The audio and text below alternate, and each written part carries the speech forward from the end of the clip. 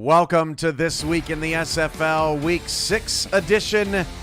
Welcome into our broadcast with Paul Sarp. I'm Cameron Irvine. Paul, we got to some Paulie J in pregame, and we're just balling out here tonight. Yes, ready to sir, rock. yes, sir. How you doing? I'm doing great, Cam. Again, bunch of things to talk about. We have some milestones to talk about. We've had some dominating defenses this week. We've had some upsets. We've had some blowouts. We're about to get into it all right now, Cam. Sioux Falls and Atlanta. Impact Monday comes your way later. We'll preview that game, but for now, it's all about Week 6 in the SFL. Let's take a look, as we do every week, at your headlines. Paul, Arizona is furious. I like that one. If I could use the pun. That Vegas gets the better of Arizona again at Silver State. Scorpions lose their first game, and they have never won in Las Vegas. Let the bunch begin. 8 teams are currently 3-2. 2 would miss the playoffs if they started today, and yes, Tulsa is one of those teams. And the Pacific is tightening after Portland's upset last week. Seattle's win streak. 3 teams are now within 1 game of the lead. Paul, I know you want to talk about that Pacific. Oh, absolutely. Pacific, what a tight race it's becoming. Again, Seattle going on a little win streak here, so these Pacific teams, Portland, Vancouver, LA, they got to keep an eye out for Seattle coming up now. But again, tight division, good division. Well, I don't know what else there to say there, Cam. What a great division, and I'm just ready to see some highlights. I don't know about you. Yeah, Canton is winning their division at 3-2, and they would get in from their divisional championship. And then Tulsa and Fort Worth are actually on the outside looking in at 3-2. Tulsa behind Fort Worth behind Mexico City, Tulsa behind Minnesota in their respective divisions. So Paul Sarp wants highlights. So let's get the people what they want. Let's get some highlights going. Let's start in Houston, where Ben Stacking Paper's doing crazy things. Baltimore goes up 14-3. It was almost halftime, Paul, but Houston collapsed at the end of the first half. What a interception by Ben Stacking Paper. Look at that, with that nice little tip, concentration, picked the ball off, and only got about 25 yards to run, put 6 points up on the board. Still before the half, this is a drop for a loss in the backfield. GP Wells was out of the game. Law, the backup, with that carry. And then Dave Burr is smacked down by Joe Duncan and the rest of this defensive front. So now 3rd down and 17. And Dave Burr is sacked again. Sir Ron Yates, the 4th, making the play so quickly. Houston goes 3 and out. They get dropped for 10 yards of tackles for loss. And then with 15 seconds to go in the half, Warren Murray cannot be contained. Gets a block, gets Baltimore into field goal range, and the Vultures end up getting 10 points before the half to go up 17-3. Again, Baltimore Vultures, we're going to be talking a little bit more about them here in a little bit, but just Warren Murray doing Warren Murray things. Again, he's a hard man to bring down, and as we saw there on that play, just make an impact game after game. Shark Tarkington with a 48-yard field goal, and we're going to celebrate Tarkington tonight as that one hits the back of the net, and that's good. 17-3, Vultures with the lead. Let's fast forward to the 4th quarter, and that backup running back is fumbling the football. Of course it's Ben Stacking Paper, and Alvin Mack recovers. Again, it's a tough time for Houston when your star running back goes down early in the game. Again, the backup trying to make something happen, but unfortunately, as we saw there, just fumbling it, giving the ball back to Baltimore, and that's one thing you don't want to do. Baltimore puts him away. Jack Wigmore, Warren Murray, late hit, frustration boiling over for Houston this season, not going as they expected, 27-5. Shark Tarkington now has made more field goals in SFL history than any other kicker. 273 out of 281, a 97% make rate. Cole Varner, the Hall of Famer, 270 is who Tarkington passes. And look where Jackman is. Look where the 3rd place is. 167. Wow. 103 more kicks from Varner and Tarkington than Kramer Jackman, who's a legend in his own right around here. Ethan Sneed, one behind him at 166. He's still active, so he's about to pass Jackman if he makes 2 more. We got Snead on Next Level Sports, so we could do that on national TV next week. And then Brad Bretchett, another former Florida Storm kicker, now kicks for Charleston with 151, but an incredible achievement for Shark. Absolutely phenomenal from Shark Tarkington. That's a lot of field goals made. Only 8 missed in his career. Again, that's a lot of points you're putting up on the board and a lot of wins that you're helping your team get throughout the illustrious career of Tarkington. Ashley Jackson caught up with one of those great players on Baltimore's defensive front who made a difference in this game, Saron Yates IV. She sat down with him. Welcome back to PGI, and I am joined with one of the best defensive tackles in the league, Mr. Saron Yates IV, known as the chef of the Baltimore Vultures. How are you doing, honey? I'm doing all right. How are you? Doing wonderful. Always glad to have you on, man. Absolutely. It's my pleasure. Thank you. Hey, anytime. Listen, guys have been on a fantastic start. Of course, you are 5-0 at this moment with this win over Houston. You have been doing an amazing job. So tell me, do you guys, how do you feel about your undefeated season so far? Is this a surprise? Is this business as usual for you guys? What's the thought process? Well, we always play each week for the week. I mean, we play each game for the game. We don't have no expectations. If we go undefeated, we do. If we don't, we don't. We're just trying to win another chip. And, all of us together, we can do that. That's what we strive to do. So that's where our thought process is. What do you think is the secret to Baltimore's success is? I always tell you the same thing all the time. We got family. You know what I mean? Even we play as a complete unit. You know what I mean? This week, playing with Houston, I got 1 sack. I've been averaging 2 a game. But they let my other brothers loose. So concentrate on me. I said this last season. I'm going to say it again this season. Concentrate on me, and my brothers is going to eat more. They see what our secondary did to Houston. This get worse, If you think you could pass on a stride, you think you could run on a stride. So, and our offense is unstoppable right now. I mean, it is what it is. Sounds like it's just business as usual for the Baltimore crew, huh? Hey, every week we hoping to see. Hopefully, we see Arizona in the championship if we make it that far. And see if we can get a rematch going on. We will love nothing better, brother. Thank you for your time, and I'll see you soon.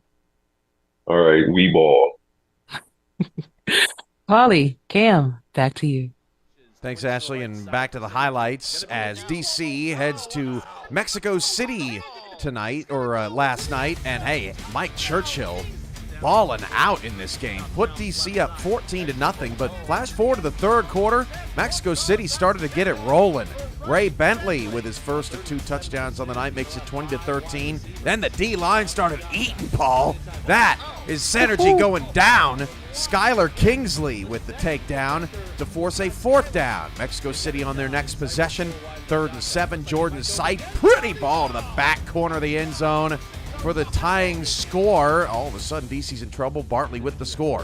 Synergy going down again. Dan Tritz with the 4-yard loss. More where that came from. Next play. Handoff, Say, going backwards. That was Fowler on the TFL. And then Synergy backwards again. Bernard Patterson flex on him. Tie game at 20, now to the 4th. Jordan Sight to Bill Henry. Mexico City takes the lead. They were down and out in this game. That's 21 unanswered for the Aztecs. Synergy outside. Got to get something moving. It's the fullback, and he rumbles down the sideline of the Mexico City 32-yard line. And DC starting to move the football, but Synergy is sacked again, and DC's drive would end in a field goal. 27-23, back inside the red zone is Ray Bentley. He gets touchdown number 2 on the night, 34-23. Aztecs, DC desperate. 3rd and goal at the 6, down 11, and Synergy is sacked again. 4th and goal, they have to kick a field goal again, and got to give Potty some love, right, Paul? I mean, with all these field goals they have to kick, thanks to that defensive pressure from the Aztecs. 34-26, 50 seconds now. Defense did its job, got the ball back to Synergy. 4th down and 1. Hits Mike Churchill down the field for the bomb. DC 4th and 4, 16 seconds left, and converts that one. Paul, watch this. DC, whenever you're ready, you better spike this ball. Better spike it. Anytime you're ready. And he does with 1 second left. Crazy. Hail Mary time for Shabazz Synergy. What's going to happen, Paul? You ever seen a Hail Mary converted in the SFL? It's happened a few times. I've seen a couple times. Synergy. Look at the pocket. Great pocket. Hail Mary back in the end zone. Whoa. And no. Out of bounds. 34-26. Mexico City wins. Mexico City now the most winningest franchise. Yeah, that's what I said. That's how it goes in SFL history. 122 wins.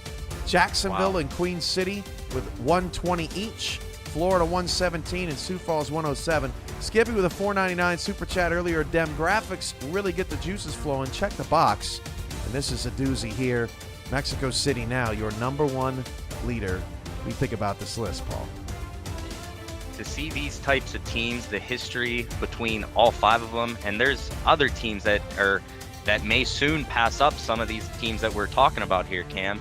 And for Mexico City 2 weeks ago to take the lead over Jacksonville and Queen City to get to 122 wins, Mexico City, they've been doing it for a long time. They know how to win games, and it just shows how much heart they have in the front office. The work that they put in, it really is showing that their work is paying off in Mexico City. I think the craziest thing about this list is that of the top 5 teams, Paul, Mexico City has the least amount of playoff wins. They only have 1 title back in season 9. They just have not delivered in the postseason like some of these other teams. But Jacksonville and Sioux Falls don't have any titles either. A combined 18 playoff wins between those 2 franchises, but neither has won. It just goes to show you, Paul, you can be in this league a really long time and still never win a title. Baltimore, by the way, is 6th on the all-time winning list. And, of course, their win percentage through the roof. Florida's the best on this list at 680. You just got to love seeing the history all come together. Absolutely. Absolutely. It's one of the best things and what helps build the community that we have here in the SFL.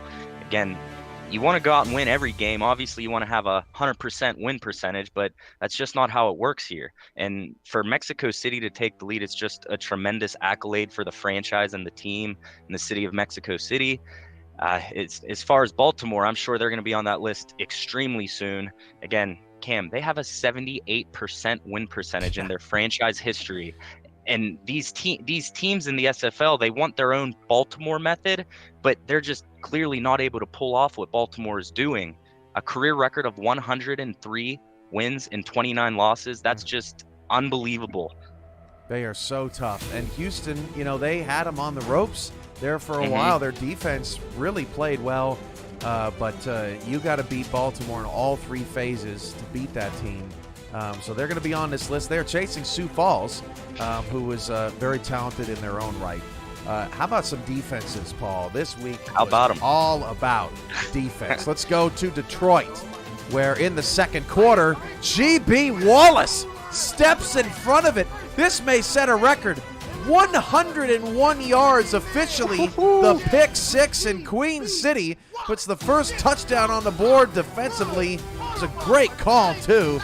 And the Corsairs cooking. I know as soon as he got back off of that field and hit the bench, I knew he was asking for some oxygen. 101 yards, that's a long way to run. And look at him, there's not anyone even close to him. 10-6 now in the third quarter, and Guy Clausen fumbled the football. Queen City recovers. This game was so crazy. So many twists and turns between 2 teams desperate for a win, Queen City especially, but another wild turnover.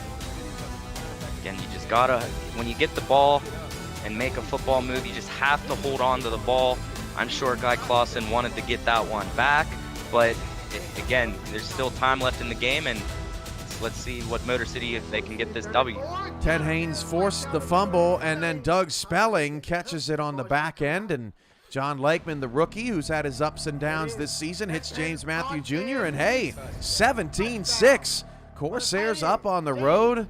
They're looking like they're better than their 0-4 record. Late third quarter, Motor City is punting. Watch this crazy play. Fair catch called for, but it hit a Queen City player, and Motor City recovers it. This game had everything. 17-13, Motor City converted that into a touchdown. That could have been another touchdown, but instead the receiver drops it. And with 6 minutes to go, Queen City makes the play, but missed the field goal. 4th and 2, Abraham Crieta hits Guy Clausen. Not going to fumble this one. Clausen gets down to the Queen City 22-yard line to set up Crieta to Orain Darby in the final stages of this one. Top of the screen. Check the route. Fade. Got him. Score. 20-17. Motor City goes into their bye week happy. They get the win, 2-4. Queen City falls to 0-5. Over to Seattle. Defense reigns supreme. Early on, it was Blue Scott getting another touchdown to her name from Trellis Blanton's 7-0 nemesis. But that's about the last of the offense you're going to see in this highlight reel. O.J. Bruin hits Kingston Ellington. Nope. Amar Bryant Jr. snags it. This dude has been playing great football.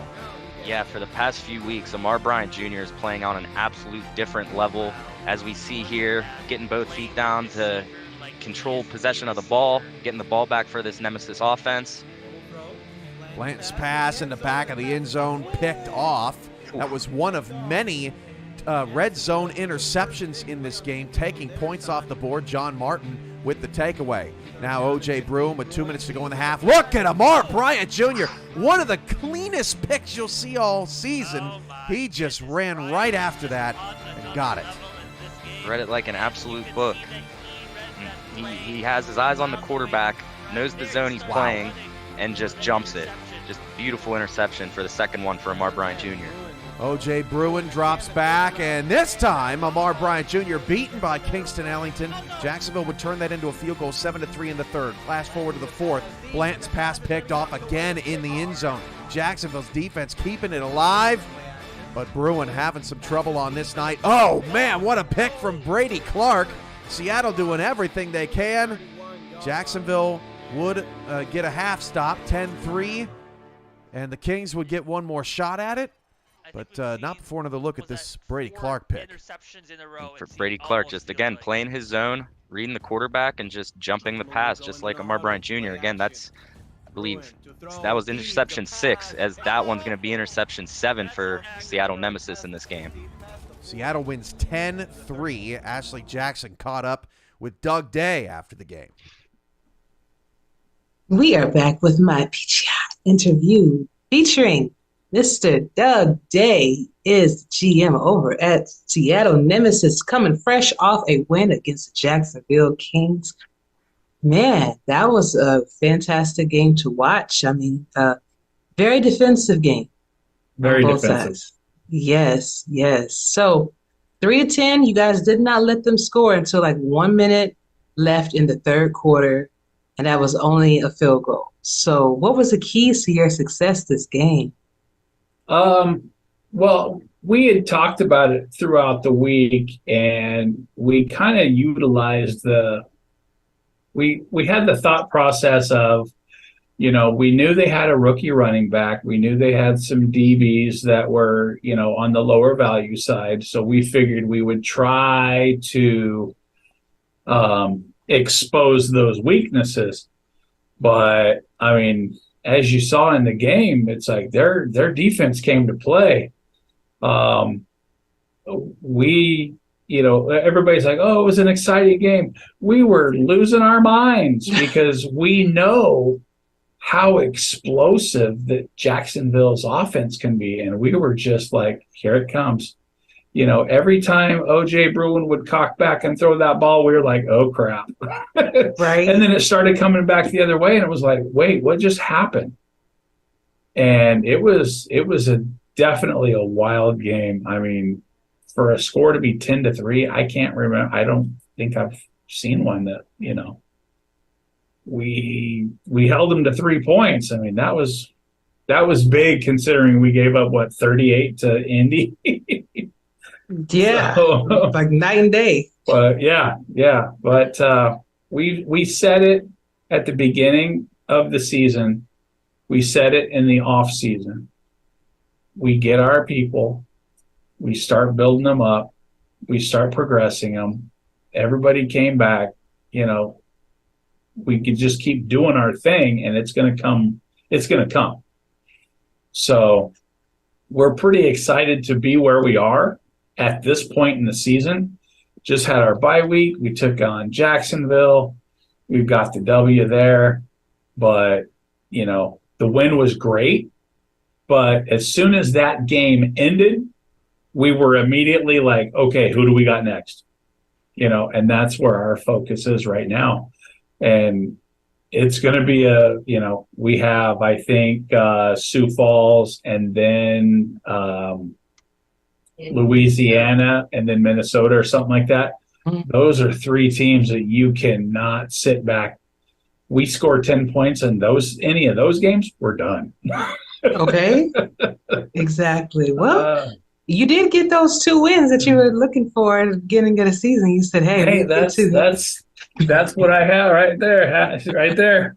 Hashtag 2 wins. Well, hopefully you'll get more than that for the rest of the season. Good luck to all of you. Keep the positive vibes going, man. It's infectious. Oh, yeah. All right. Definitely. Doug, always a pleasure to see you and have you on. Can't wait to see what you guys got next week. Oh yeah, always a pleasure, Ashley. Have a good night. You too. Cam, Polly, back to you. Thanks, Ashley. I love Doug's backdrop. It's just Seattle centric. I mean, these people watching at home on Next Level Sports, right? They don't understand, right? These are like the SFL super fans, but the super fans are also owners and general managers and all this stuff. And it's always awesome to see them on camera doing interviews. Paul, back to defense and the Canton Classics. They know how to play some defense. Not on this play though. Pseudo Nakai, got to give him his love. He didn't have a lot of highlights tonight, but he sure got San Diego off to a hot start, 7-0. Again, to start off against the defense that's been as hot as Canton Classics have been, just a great start to the game for San Diego to get off to an early lead. Just Canton's defense has kept them in games all season long, and not sure what we're going to see in these highlights, but I'm going to expect to see some defensive highlights from Canton. Classics are second in points allowed per game, but Robert Johnson gets the touchdown there. Not a lot of highlights from this game. We flash forward to the fourth quarter, and it's the backup quarterback that made all the waves. I mean, yeah, we've got tons of forced fumbles and sacks and all sorts of stuff in these highlights, but it's Tex Grigg who led Canton down the field for a game-winning drive. Look at this. 3 for 3, 19 for 30 on this day. He had a better QBR than Cameron Curtis, the starter. And Rob Ems gets more kicker love here tonight. Sets up for the game winner. And 24-yard field goal away. Would we be going to overtime? Look at Grigg holding for the field goal as well. He did it all in this game, 16-13. Canton gets the win, and yeah, they played a lot of defense in that game. 3-2 now on the season. A little bit more offense in this one. Arizona goes to Las Vegas, but Ashley Jackson picked off by John Osiris. He's gone, and Paul, Silver State Stadium is on fire.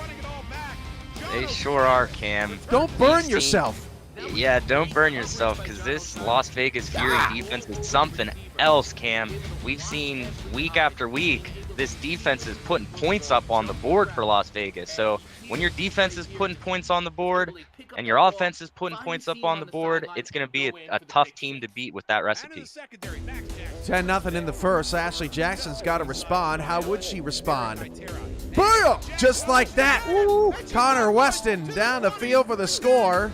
And it's 10-7. Arizona's back in front. Fast forward to the end of the first half, and it's 21-10 Arizona.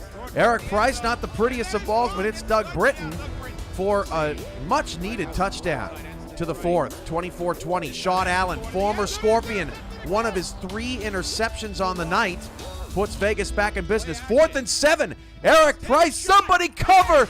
Mason, oh no, it's Doug Britton. Get to Mason in a moment. Doug Britton with the score. Mason Kirby now out of the slot. He's the giant killer, Paul. Killed the Alaska Storm Dynasty in the playoffs. Kills the unbeaten Scorpions right there. 27-24. Arizona, one last shot. Jackson's pass caught. Fumble! And Vegas recovers. Unbelievable. Arizona loses their first game of the season. Arizona losing their first game proves that Arizona is an incredibly tough team.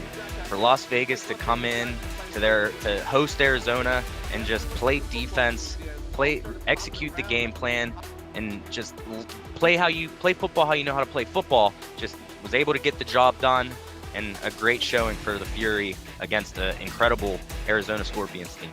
Vegas just a half game back now in the win column. Arizona has a bye next week, and Vegas has the chance to take the lead in the West Division heading into Week 8 next week if they get a victory. I don't know how upset Eddie Gage was, but we're about to find out. Ashley caught up with him after the game. Welcome back to PGI, and I am here with Mr. Eddie Gage. He is the coach, owner of the Arizona Scorpions that was just handed first loss of the season by the Las Vegas Fury. So, Coach, what do you think things broke down for the Arizona Scorpions tonight? Couple things. One, we couldn't get our running game going, put too much pressure on our passing game to make it happen. And 2, turnovers, man. 6 interceptions and a lost fumble. That's the ball game right there. You can't win. You can't expect to win too many games, losing a turnover battle like that. Indeed, indeed. Is there a particular play that you wish you would have had back? Name them. I'd say if I had to pick one, I would say the pass that Will Todd would have caught around the 5-yard line and probably ran in for a touchdown, but he bobbled and dropped it, and it got picked off for interception. That was big. Why do you think it's so difficult for Arizona to get a win in Silver State Stadium? They're a tough team, and they match up against us well. They always have. But it seems like every loss that we suffer to them is things tend to happen, like the game tonight or the game in which DJ got hurt in like the first few minutes of the game a few seasons ago. It's always something going on up there that we just can't get a win. And, if we're going to get to that next level, we need to find a way to win games like that. And tonight we didn't do it. Hey, still a long season to go. Still 5-1, still the leader of the division. So you still have a lot to hang your hat on, but maybe this is just a lesson. Stay tuned. Indeed. Thank you, Eddie. Appreciate your time, brother. And back to you, Polly and Cam in the booth. Thanks, Ashley. Nobody says indeed with more class than Ashley Jackson, right, Paul? That's There's nobody else in this world. That's true. That's true. That says anything, really, with more class than Ashley Jackson. So, Motor City, 4 picks. They lead the league in turnovers forced. 7 picks for Seattle, 6 picks for Vegas. Canton doesn't beat you with flash. They don't light up the box score. But when you leave a game with the Canton Classics defense, you leave bloodied and bruised. What Absolutely. defense? It could be any of those 4, or it could be somebody else. What defense should be most feared in the SFL right now? Because there's a lot of good ones. There's a lot of great defenses this season in the SFL. Obviously, there's the Canton Classics. As you said, they're one of the toughest defenses to play in the SFL. One team that I think is playing an extremely great defensive game this season is one of the teams we're going to see tonight in the Atlanta Swarm. It's not all just their star power on their offense. Their defense has been showing up as well, and a big credit to why they are 4-0 and trying to stay undefeated tonight and go 5-0, Cam. Extremely underrated, flying under the radar. I look at this Vegas defense, which has traditionally forced a lot of turnovers, but also given up a lot of unnecessary big plays, and then they end up in a bunch of shootouts. They end up 7-5 every year, and they end up either missing the playoffs or losing in the first round. But this season, what I've seen is they've cut down on those high-risk, aggressive defensive play callings, but they're still getting the turnovers forced. And if they're able to keep teams in front of them while they pick off passes, this Vegas team could be for real this season, and it could be a sleeping giant there in the West Division. You know, they're kind of in with San Diego and Arizona, and there's not a whole lot of people paying attention to them. But watch out for Las Vegas for sure. Let's get to the next level sports game from Saturday, and this was a blowout. LA has just had a terrible season. They are 0-5. They were down 33-6. They lost the game 33-20, and Tulsa's back above 500. Nothing spectacular outside of Tulsa getting 15 tackles for loss, including 4 from Berto Demora, a couple half sacks. You know, Tulsa just did their thing. When you look at the numbers for Los Angeles, Paul, I mean, they don't look that bad, but there's just nothing that jumps off the page. And that's kind of been, if I had a sentence to describe LA this season, that's what it's been. You know, it's not bad, but it's just nothing is exciting right now about this Lycans team on the field. Yeah, LA just struggling to get going this season. As you said, just nothing, not necessarily clicking together as a unit, but I know that they're another tough team as we see them once a season, and just a tough way to start the season. I know that the front office in LA is putting in the work and time to try to get their team to where they need to be, just getting a little slow to start this season. Skippy with the $4.99 super chat. Carolina's defense is the best defense, and hey, another great one. Another great one. We got highlights. Defense. We got highlights coming up from Carolina. See if they pulled off a win over Alamo City. But first, we head to Fort Worth, where the Charleston Predators offense got off to a much better start. It's amazing when you don't have to play Baltimore. Saren Storm with the touchdown, the first rushing touchdown of the season. Oh, Stephen Hacker, shut me up. That's a touchdown, and a pretty one at that, 10-7. Anyway, Charleston's first rushing touchdown of the season. Now 16-7, just before the half. John Fullerton with the catch from Marcus Dunhill, 16-14. Now third quarter, handoff, J.Z. Bacon doing work. Wow, how did nobody touch him? What a run. This Fort Toro's offense in the second half was downright scary, especially after Charleston played pretty good defense against Baltimore last week. Robert Garrett Jr. with not one, but 2 scores. Marcus Dunhill was on fire. There's another one. Marcus Dunhill playing like a man possessed in the second half. Again, trying to come down, just sticking to it. Just incredible play from Dunhill, just doing whatever he wanted against this Charleston defense. Shoot the guns, put them in the holster. Stephen Hacker outrunning seemingly everybody. Man, it just felt like Fort Worth had the ball this entire second half. And J.Z. Bacon finishes them off 42-19 at that point, ended up 42-26. Denver at London. This game was wackadoo. 4 minutes to go in the first half. Denver led 24-7, but they were never the same after this. Vin Callia with the score. Quickly, London gets the ball back. Next possession, Robert Merrill gets the first down. Gets London in Denver territory. Keeps the drive going. More Robert Merrill. Keeping the drive going. And, I mean, you're just sitting here. That the whole first half, you're sitting here going, London's season is imploding. They're about to go 1-4. Denver's for real. But this was a huge drive for this London offense. Johnny Pickler over the middle. Talon Steele. Nearly 10 catches for the tight end free agent acquisition. And then Pickler finds Fox Highwind for the touchdown. It was 24-7. Now it's 24-21 heading into the half. First possession of the third quarter. Robert Merrill scores that one too. 28-24. London leads 21 unanswered for the Knights at home. Denver didn't know what hit them. But Denver, fortunately for them, has Bailey O'Shaughnessy. Broken tackle. See you later. Score. Touchdown Denver, 31-28. Nightwings back on top. Robert Merrill, can you answer, sir? Oh, yeah. Pretty spin move down the sideline. London right back in business. Robert Merrill doing Robert Merrill things. He doesn't win an MVP award for nothing. He just by luck, proving why he's a former MVP. Fox Highland one-hander after London's drive ended in a field goal, makes it 38-31.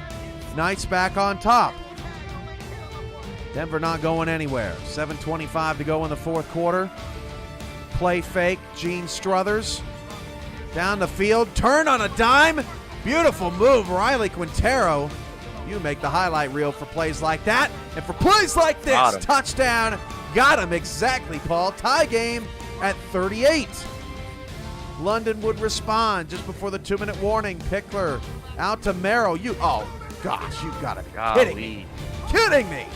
52-38. London beats Denver. No defense in that game. Now, Carolina to Alamo City. 3 minutes to go in the second quarter. No offense before that play to Heath McDaniel Jr. And the Skyhawks take the lead 7-3. There's more gun shooting here in week 6. Ace Fennick, Deuce Fennick. Just before the half, Alamo City grabs some momentum. Makes it 10-7. As Tristan Hatley does a little dance with Deuce in the end zone. Brad Jones takes the handoff. Look at the second level blocking from Greg Soto. 17-7. Alamo City. Late third quarter. Vince DeSantis from Matt South. Matt South playing a heck of a season. 20-14. South deep. 3 minutes to go. Hits Heath McDaniel again.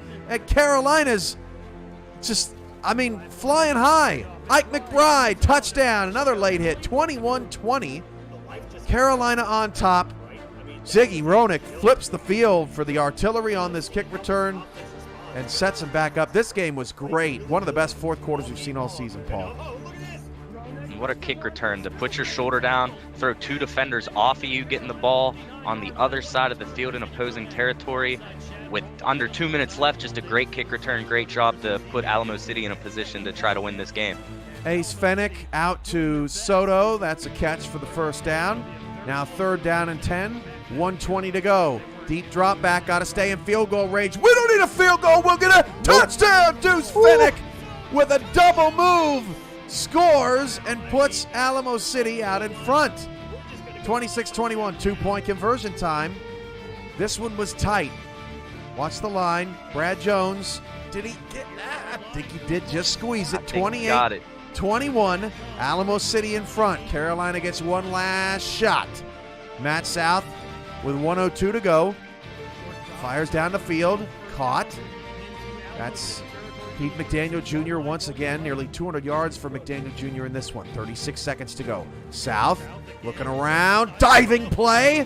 Made for the first down of the 21. It's Heath McDaniel Jr. again, but he takes forever to get to the line. Why would that be important? South's pass is caught by Prasad at the 3, but they run out of time. They got to get set. They're not set.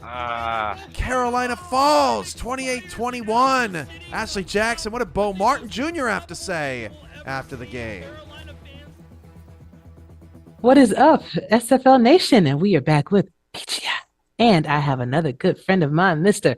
Bo Martin Jr. He is one of the owners of the Alamo City Artillery, as well as he's a pretty fierce cornerback, when playing certain teams. He will. I used to be. Now who am I? Say my name. Thick and juicy. You know it, baby. Thick and juicy. Hey, man. But good having you on the show. I'm so happy that you made it. And I just have one question for you guys. You guys played Carolina so well. And for a minute, it looked a little bleak. But what do you think the key was to the success that you guys had in actually pulling out that win? Okay, so boom. We already know that Carolina is a tough win. We were expecting a slugfest, and we got exactly what we were looking for. You know, everybody knows Ike McBride is a beast. There's no questioning that. So our strategy was to try to minimize, the damage that she can do, because we know if she gets loose, there's very few people in the SFL that's going to stop her. So our goal was try to contain her, to keep her from getting started, which we did a pretty good job of. She was able to break free for a touchdown in the fourth quarter, but it's impossible to hold her down for the whole game. She's going to get hers, but overall, I think our defense is really what shined today. Ace had some struggles early on, but I really respect the fact that he was able to shake off those 2 interceptions and come back in the second half. We had a real good discussion in the locker room during halftime, and we kind of coached him up a bit, and he was able to get it together and come back out in the second half and play some ball. So overall, I think, our offense came together. Brad Jones is a beast. Of course, everybody knows that, but I think our offense really came together towards the end of the game, but our defense is what held us together. Shout out to Bogey Barr for playing a phenomenal game. We had him spying Ike the whole game, and that's what kept her in check. And shout out to him for holding us down, and shout out to the defense too, for just helping us get the win. Incredible win, incredible effort from an incredible team. Wish you the best of luck. Huh? Thank you. It's huge. Shout out to Carolina for a great game. Harish, great guy. Hattori Hanzo, great guy. Shan Varner, I love y'all. And I appreciate y'all letting us get this W. All right. One more question quickly. What do you say to anyone that still considers the Alamo City underrated? Keep doubting us. We'll show you otherwise. Keep doubting us. All right, good stuff. We appreciate y'all. The haters, just keep on hating, because if you keep hating me long enough, you're going to end up loving me. Oh, all right then. Good stuff, Paul. Really appreciate your time, brother, and I'll see you soon. Boom. Paulie, Cam, back to you. Thanks, Ashley. That's what happened to me. Now I love Bo. Standings through week 6. There's a look at it. Arizona not number 1 any longer. That's back to Baltimore, back on top of the standings. We'll see Atlanta on Impact Monday. They're 4-0. Arizona falls to 3rd. They have a bye next week. Minnesota is still your Central Division leader at 4-1, but things are getting tight. Vegas currently a wild card, along with 6 teams that are 3-2. Fort Worth and Tulsa on the outside looking in right now. Sioux Falls on the outside looking in. A win could join them in the mess. Almost 1/3 of the league would be 3-2 if Sioux Falls were to upset Atlanta on Monday night, and then Alamo City is 3-3 heading into their bye. Most interesting thing about the standings through 6 weeks, Paul. I gotta say, shout out to Las Vegas to go up against Arizona, an undefeated team, and to be able to come out of the game with a victory is huge for Las Vegas. With how tight this playoff race is looking, we've seen it last season that 7 and 5 teams, they might miss the playoffs. So you got to win every single game. You got to treat every single game like it is a playoff deciding game, and just go in and do what you and your team know how to do. A look ahead to Week 7. Next Saturday starts the Week 7 slate, and we begin in London and Canton for the second straight week. London welcomes Queen City into town. The Corsairs 0-5. Tiberius Bovine was in London last season, looking to be a revenge game there. And then Las Vegas and Canton should be a spicy Saturday afternoon game with that Vegas offense against that Canton defense. It's going to be a tremendous matchup between two teams above 500. On Next Level Sports, we got Minnesota and Florida at 6:30 Eastern. Houston, Carolina, Seattle, Sioux Falls, and Atlanta, Los Angeles. That's Seattle Sioux Falls game late. I believe that's the first time y'all have ever played Sioux Falls, and it's going to be a good one. Yeah, it's going to be a great one. Sunday, we got 4 games on the slate, starting with Fort Worth at Baltimore. The Toros get their crack at the unbeaten Vultures. Tulsa heads to Jacksonville. Indianapolis goes to Portland, and San Diego is in Denver. Next Monday night, we are in Louisiana at Stack Up Stadium. This one should be good. Right now, both teams are 3-2. Vancouver and Louisiana next Impact Monday. What do you think about next Monday's matchup? Oh, next Monday, that's going to be a heck of a game. Can't wait to see both of these teams play and to be able to learn a little bit more about both of these teams, see how they play. It's just going to be a battle for the ages, and it's going to be an instant classic for SFL Impact Monday. For those on YouTube, we preview Sioux Falls and Atlanta coming up next, and followed by our kickoff. For those of you watching this week in the SFL on Next Level Sports, we appreciate you catching our recap of Week 6. Look forward to the games in Week 7, Minnesota and Florida, and the rest of SFL on demand. You can find us every game, every moment, youtube.com/simulationfl. And stay tuned to Next Level Sports all season long for more SFL coverage. For now, we'll take a break. We'll say goodbye to our NLSC audience, and Paul and I will be right back.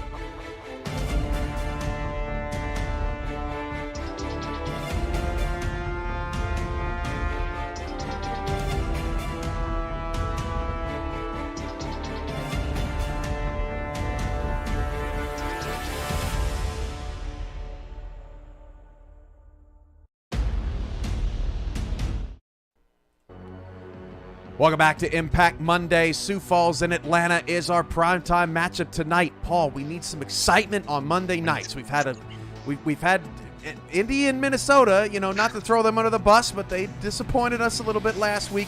This is a Season 14 championship rematch. Can't wait to see this Atlanta defense for the first time in person. They're so underrated. Yeah, Atlanta, what a team in general. Again, Sioux Falls, a historic franchise as well. It's just going to be a great game. Like you said, Season 14 championship rematch. We're going to see both of these teams compete at a high level tonight, and I can't wait for the game to get started. Atlanta, 16.3 points per game allowed, fewest in the SFL. 4 giveaways. That's it. Paul, last season they had 37. They have 4. 4 in the first 4 games. It's crazy, the turnaround. That might be, depending upon how it finishes this season, that may be the single greatest turnaround for giveaways from one season to the next. Atlanta is taking care of the football. How about Sioux Falls? Last season, they allowed 5 rushing touchdowns, the least in the SFL. They've already allowed 9 this season, and as you mentioned, Paul, it's they're coming back to Atlanta for the first time since Supergiant Rock Show. But yeah, I mean, it's crazy. This could be a big night for BDG if Sioux Falls can't figure out how to figure it out. BDG Hollywood, one of the most exciting players to watch in the SFL. Super excited to see what he's going to do in this game, and excited to see how Sioux Falls plans to stop BDG Hollywood in the game as well. Mike O'Neill has your game preview from his perspective. The matchups to watch around the SFL. Take it away.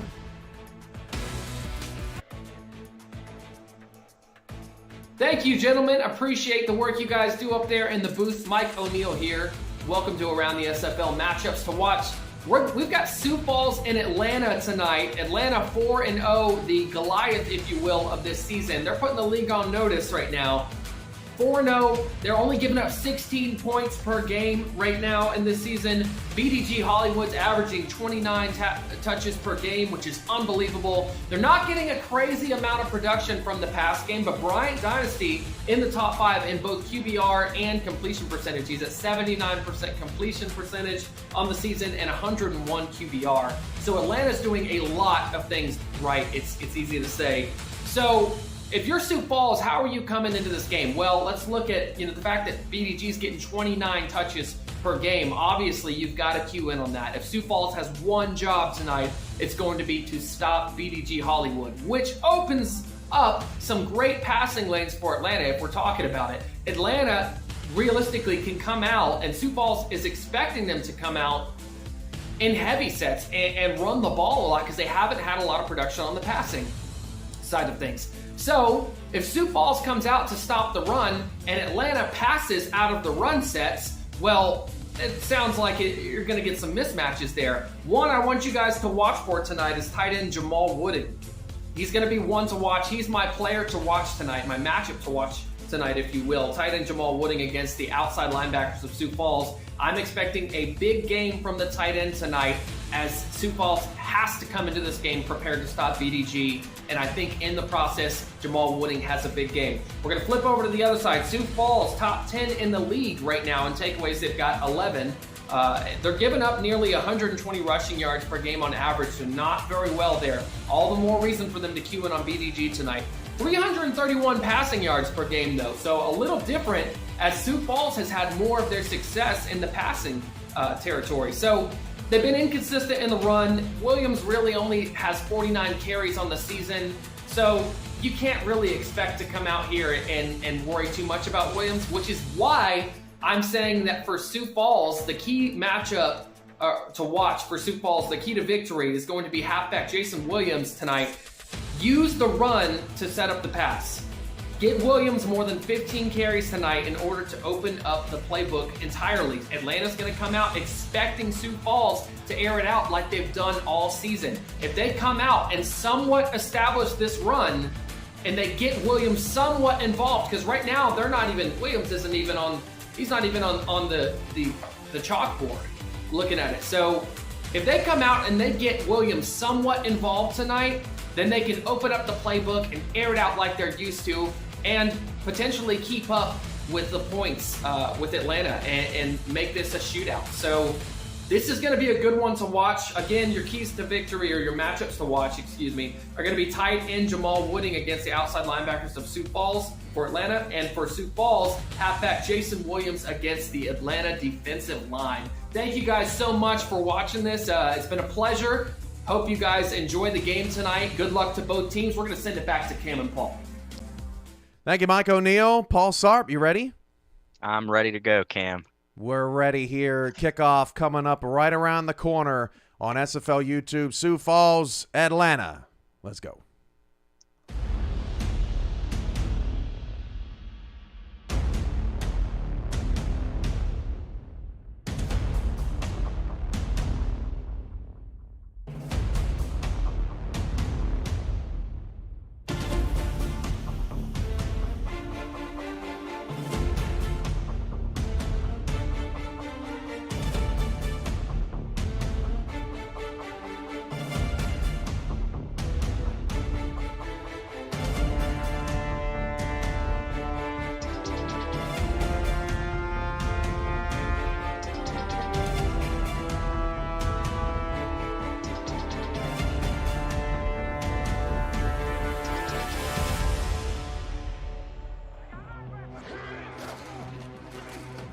Marconi escapes pressure and throws an interception, and Grayson will return it for a touchdown.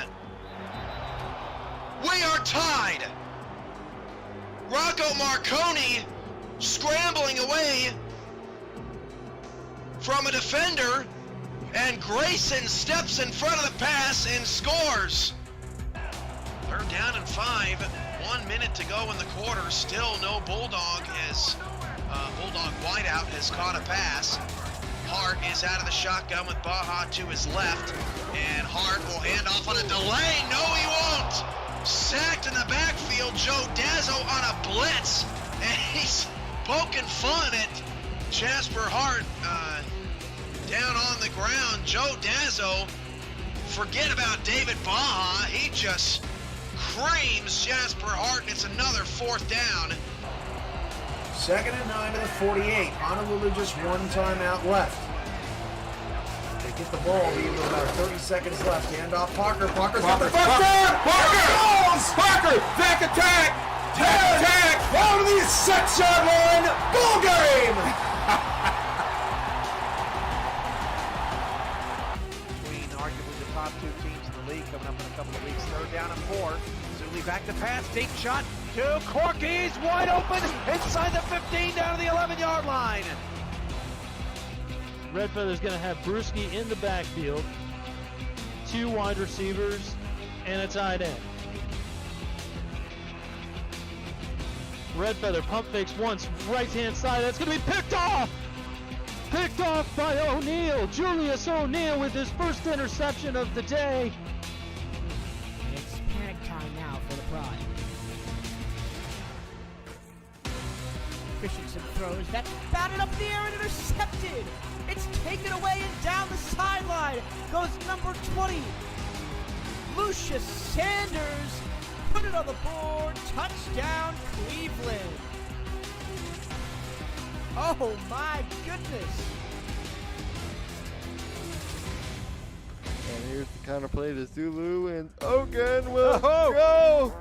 He's his best run of the day, and Ogun Zulu will go for the touchdown. Wow, what a run by Ogun Zulu.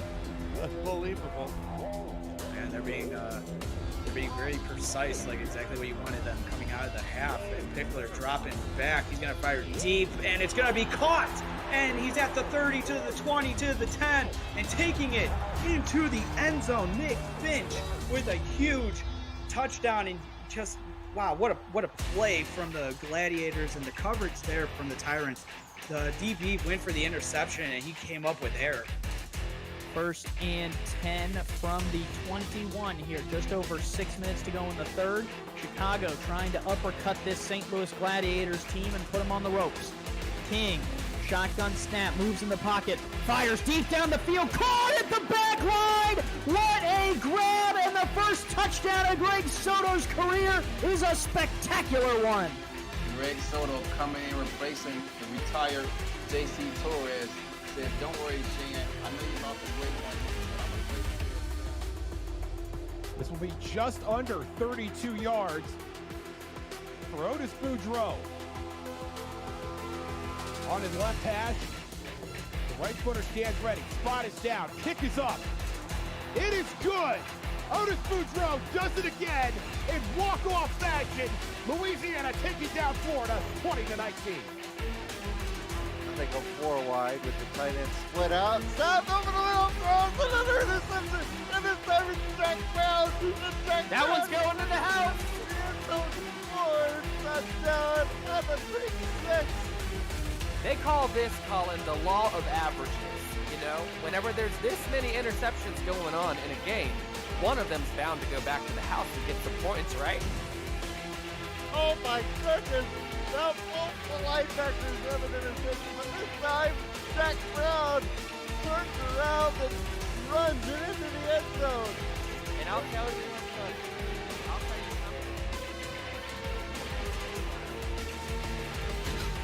He dropped for Dunhill. He's going to lob it deep. It's going to be caught.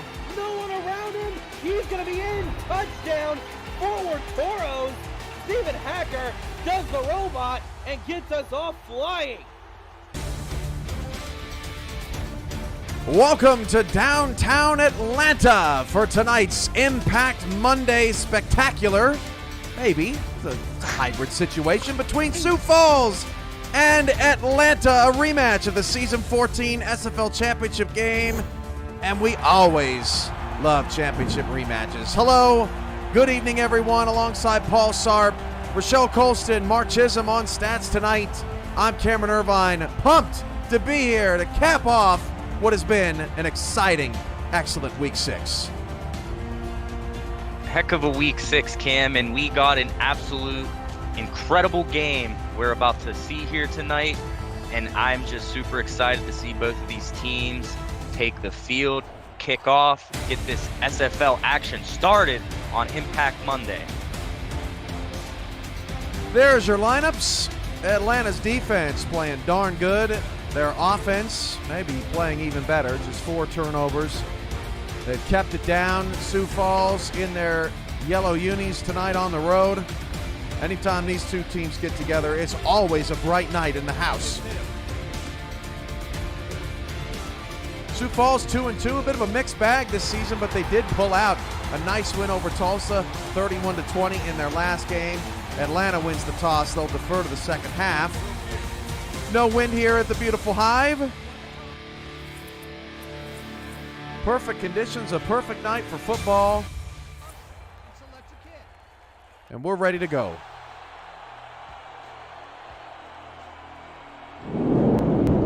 I'll tell you one thing early, the Hive is buzzing tonight here in Atlanta, Cam. Sammy Steele got the ball on the tee, the hand in the air. Let's kick it. We're underway. A.J. Levy back from his goal line. On the return, ever dangerous. Gets it out to the 25. And Julian Tyree will trot out the offense. 22 of 28 last week, 355 yards, 3 touchdowns to just 1 interception.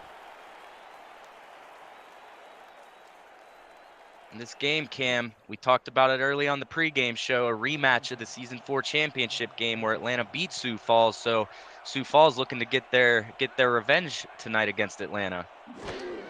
First down and 10. Tyree fires it outside. That is hauled in for an 8-yard pickup. That's A.J. Warren with the catch. And let's meet the rest of the Sioux Falls offense. Jason Williams is your running back, averaging 6.7 yards per carry. That's second best in the SFL. Charlemagne Cornelius is your fullback.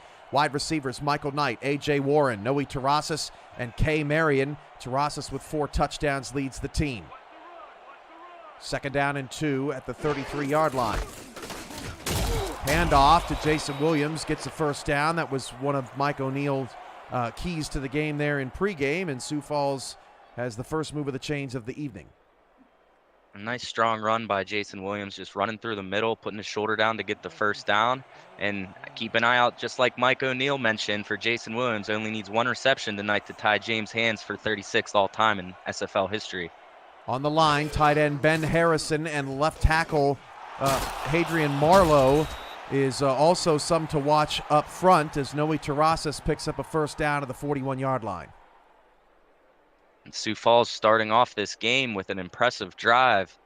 It's just looking strong to start this game so far. James Hands, part of the Hands brothers tandem in London and Arizona back in the day. Miss having them around. Sioux Falls off to a hot start. First and 10 at the Atlanta 41. Play fake all kinds of time, but nobody was open. Excellent job in the secondary from Atlanta as Williams is wrapped up in the backfield for a loss of 1. Let's meet the Atlanta defense. Jack Napier with that last tackle. So we'll start with corners. Napier, Don Fletcher, Jay Miraculous. The safeties, Moose Papineau, Grant Hardaway, and Chris Henry. Up front, Mickey Gibson, Billy Ray Valentine, Leo Jefferson, and Joshua Williams. Your linebackers, Cree Higgins, Diamond Blackwell, and the Hall of Famer Aquanta Shine. That pass out to Williams for a 6-yard pickup. Shine makes the stop. Williams active, does tie Hands for that 36th all-time mark, and sets 3rd and 5. Not only tying for 36, that second reception there is going to certify 35th all-time for Jason Williams. An incredible pickup for Sioux Falls this offseason. You're all over it, Paul. As soon as I said it, I said, well, actually, I think that's the 2. And it's good to have a partner that can catch me when I fall. That pass is caught by Warren. First down to the 29-yard line of Atlanta, and a nice start to the night for Sioux Falls. Definitely an incredible start. This is what I'm sure Sioux Falls wanted to come into the game and show Atlanta that they're here to win this game. They're not just some average 2-2 team. They want to prove why they're one of the better teams and one of the most historical franchises that the SFL has to offer. Jason Williams around the left side is cracked down by Moose Papineau, and that'll set up a 2nd down and 5 at the Atlanta 24-yard line.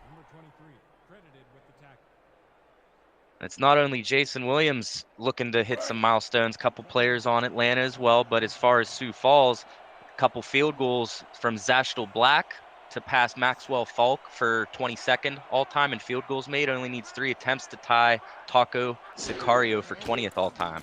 2nd and 5. Tyree fires outside. That is open early and often. A.J. Warren with the catch. Warren coming into the game, just 18 catches in his first 4. He's really involved in the offensive game plan to start. And credit to Julian Tyree. Again, an extremely accurate passer. He's top 10 in completion percentage in QBR and even fewest interceptions thrown so far in season 20. So Julian Tyree just playing his game and finding his receivers early and often.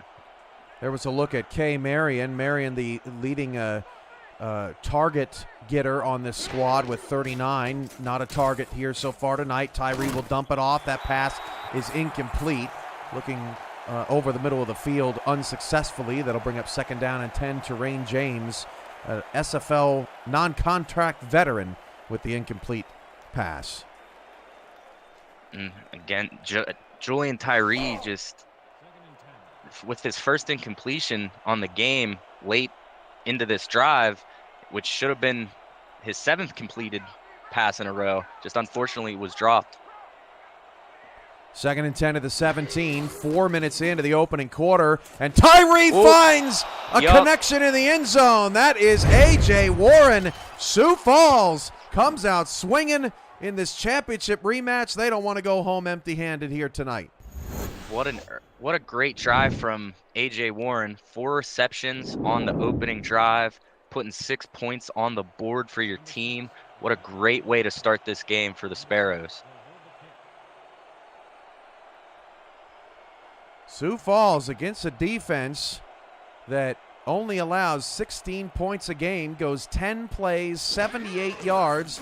Tyree 7 of 8 on the opening drive. Jason Williams with 2 carries and 2 receptions. Touched the ball 4 times, and Sioux Falls takes a 7-0 lead over the Swarm. That drive was just executed perfectly. I can't speak higher up about it. Just what a great way to start. And now it's up to the defense to kind of slow this Atlanta Swarm offense down so Sioux Falls can possibly hold on to this lead throughout the game. Zastel Black kicks it away. Kyle Finnemore from 1 yard inside his own end zone. On the return and quickly smashed down at the 20.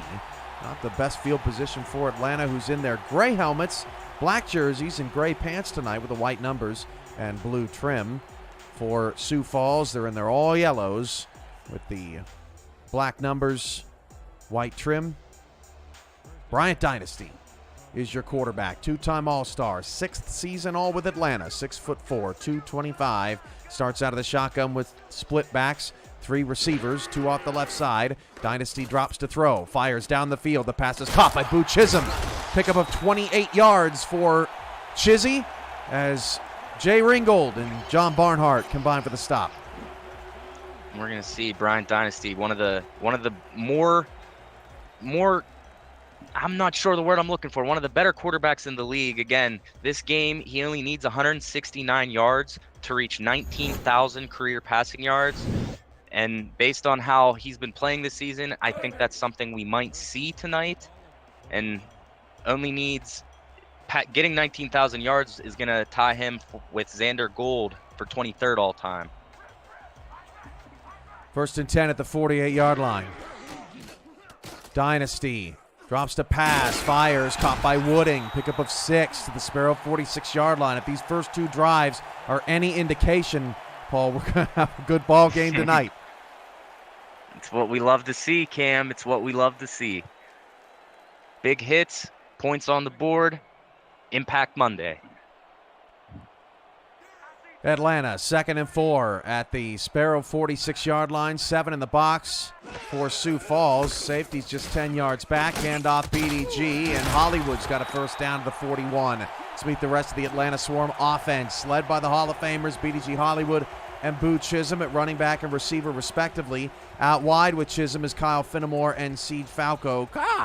Tight end is Jamal Wooding. The offensive lineman to watch tonight, Carter Hollywood and Sam Falco. Fullback is Mitchell O'Brien in his 7th season, all with Atlanta, and of course Dynasty under center right now. 1st and 10 at the Sparrow 41-yard line. Dynasty drops back. One-handed catch! Wow. Siege Falco! Oh, that was pretty. Siege Falco, what an absolute catch. What an absolute pass from Bryant Dynasty. Look at this, Siege Falco putting one hand. Wow!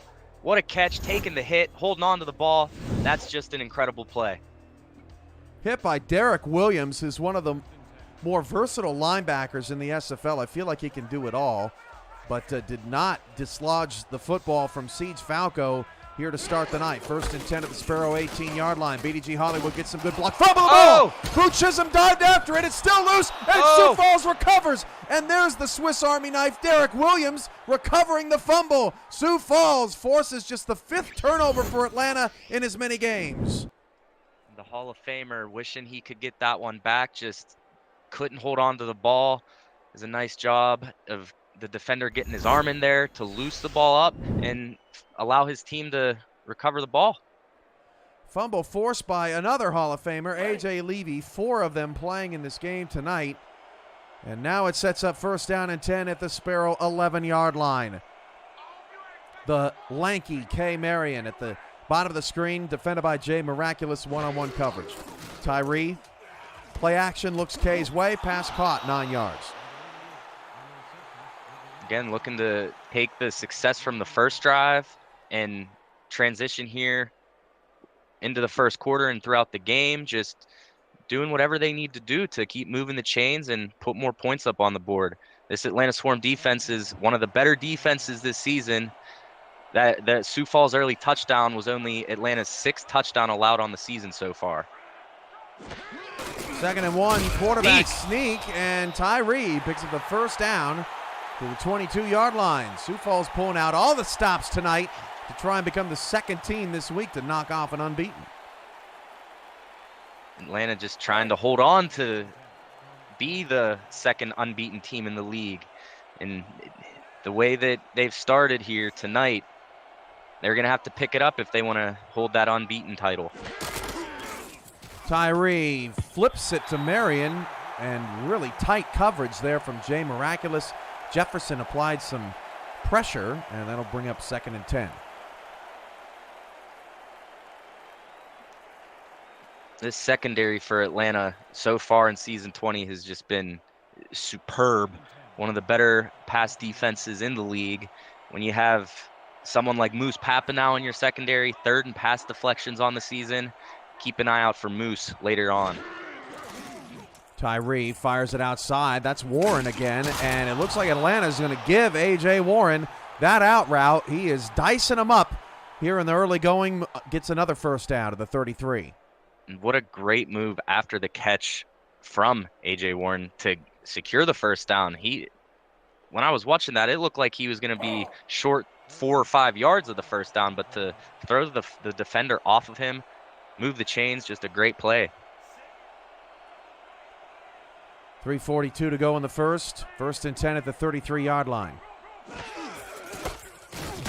Hand off to Jason Williams, closed down nicely by Atlanta's run defense. No gain on the play. Slow to get up, but still making the play for Atlanta was Diamond Blackwell. 3rd season all with Atlanta as well. 2nd and 10. Great job there from Diamond Blackwell. Like Mike said, you got to watch out for Williams there in the backfield. And first drive, he was looking good, but the Swarm front trying to hold him here in the 2nd drive. Julian Tyree, pass caught by K. Marion. Miraculous on the tackle, but Marion getting the better of Miraculous on that play. Julian Tyree now 10 of 12, and the Sparrows have another 1st down. Julian Tyree playing well this week as well. Last week he was 22 of 28, 355 passing yards, 3 touchdowns, 1 interception. Already has 1 on the board today, so he's playing strong to start this game. 1st and 10 at the 49. 2:42 to go in the first quarter. Atlanta put together a great drive, but a BDG Hollywood fumble ended it. Noe Terrasas with the catch for a pickup of 8 yards to set up 2nd down and 2. Noe Terrasas with a great game last week as well. Had 122 passing yards on 4 receptions, 2 touchdowns last week in their win against Tulsa.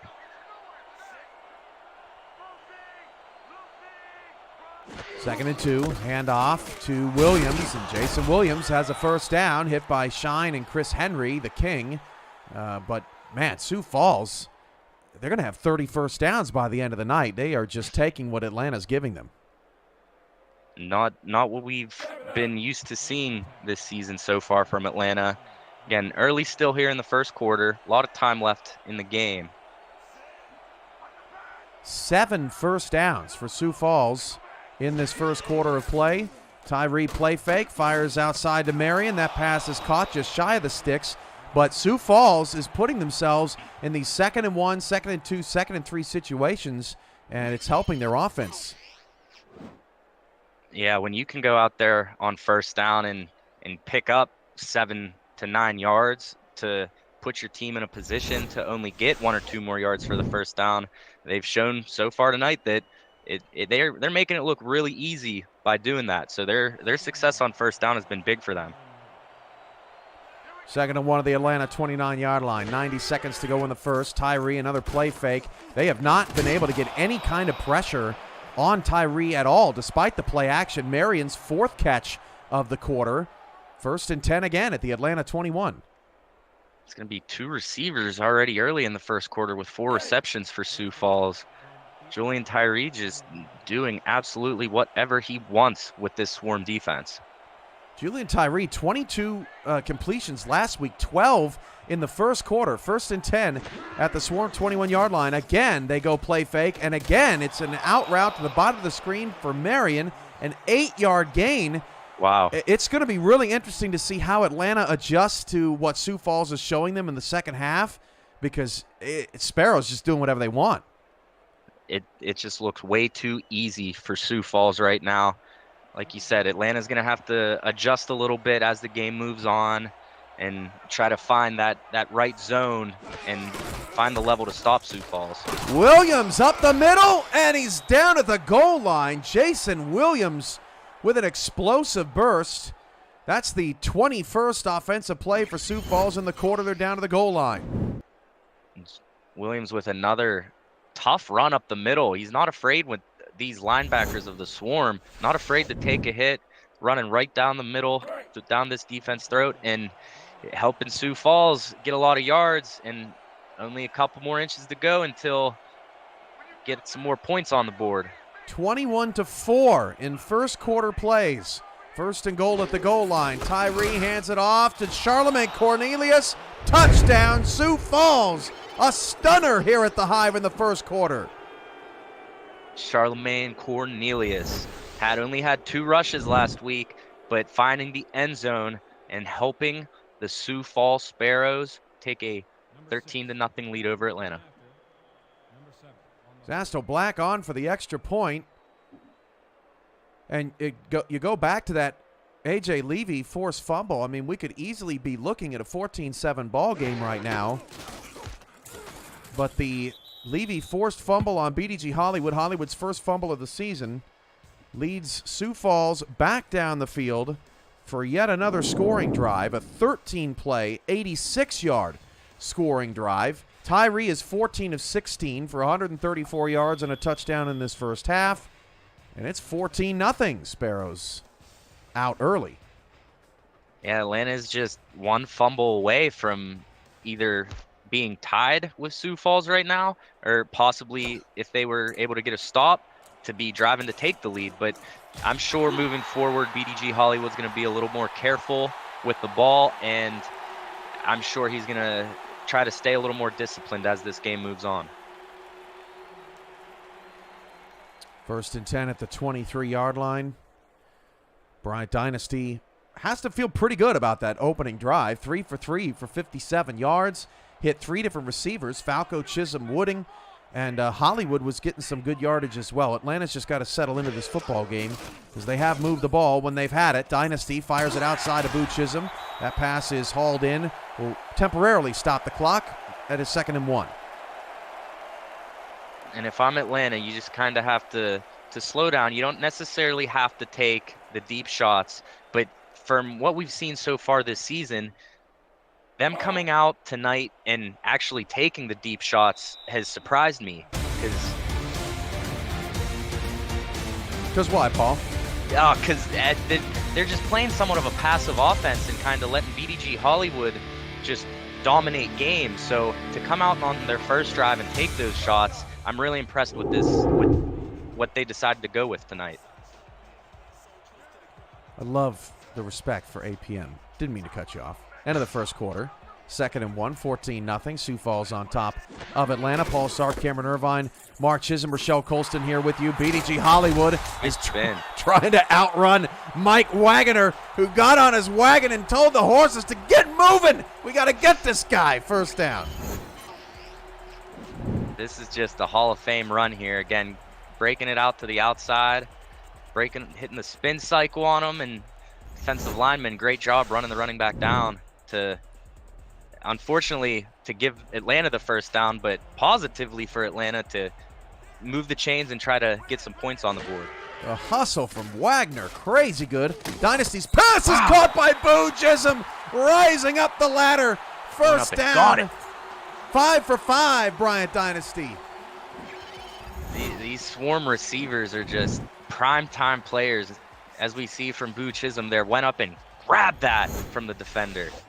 Incredible catch. Tyler Falk fanning himself like he's at the Kentucky Derby. Oh, my Lord. What a catch from BDG. From Boo, rather. His third for 55 yards in the first half. Handoff, BDG running left and got a block. And, oh, good hit by Jay Ringgold in the open field. Picks up 8. And BDG Hollywood, I can't speak highly enough about him. Just he's proving week after week why he is one of the best running backs in SFL history, and just doing everything he can to help try to get a first down for Atlanta and trying to close this 14-point gap. Team stats will update in a moment, but 9:42 to go in the first half. Both teams have looked great here tonight. Sioux Falls over Atlanta 14-0, but not for long if the Swarm keep driving like this. Siege Falco with another catch to the Sioux Falls 24. And Siege Falco getting involved early only needs 113 yards for 10,000 career receiving yards. If he gets 119 yards, he's going to pass 10th all-time. He's going to pass James Cooley in receiving yards. James Cooley, an absolute non-user legend, as that pass is caught over the middle to the 12-yard line. And for Atlanta, that's a new receiver getting involved. Show Nuff at tight end for the first down of the 12.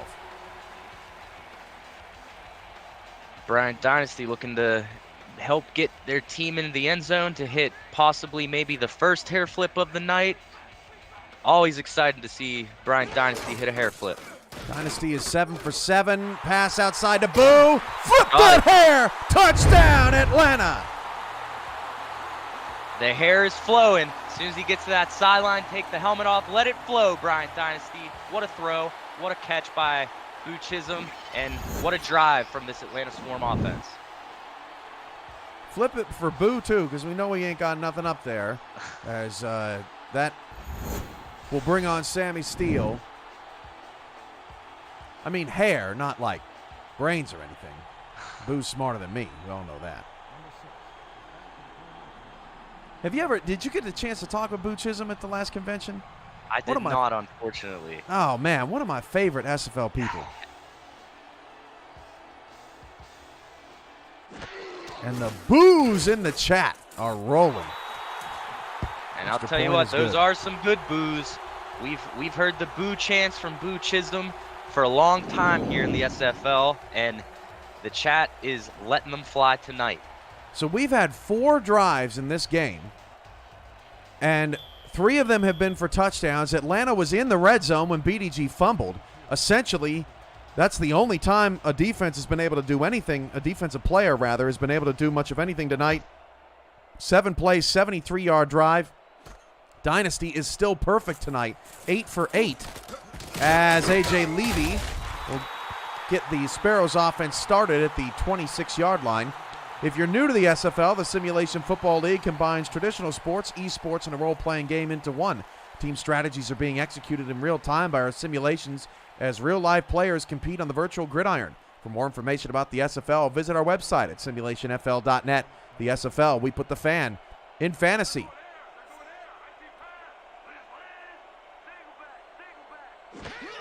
First and 10 of the 26. Another play fake from Tyree out to Marion, and that one picks up a first down. I mean, the method for Sioux Falls feels the same on every drive, Paul. It's get the ball out to K, get ahead of the sticks, and get moving. And Sioux Falls just executing the game plan near perfectly to start this incredible matchup. And this is just a great game so far. Again, like you said, only 4 drives. Both of these teams and their quarterbacks and the air raid offense is just a sight to see right now. 1st and 10 of the 36. Tyree's pass is caught by Kay Marion, who's becoming an expert on her sideline. Pickup of 8. These out routes have just been a killer for the Swarm defense.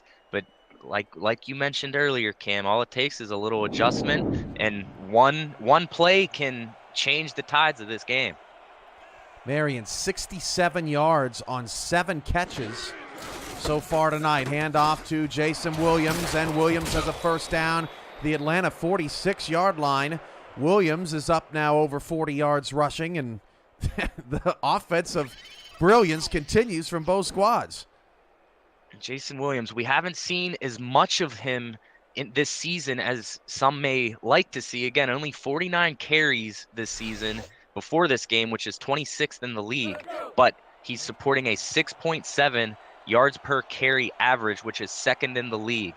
So he's effective with these runs. He's just not getting the ball as much to increase those carries and yards numbers. Tyree this time switches it up and hits Warren down the field. Look at those two. Marion 7 for 69, Warren 6 for 70. First down, Sioux Falls.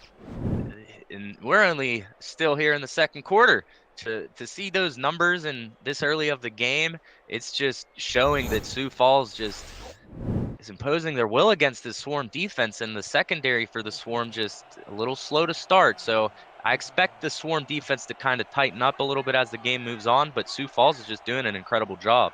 Atlanta gives up 16 points per game, best in the league. If Sioux Falls scores in this drive, they will top that average. Check down is caught by Knight to pick up 6, but every first down has been positive yardage for the Sparrows, 2nd and 4.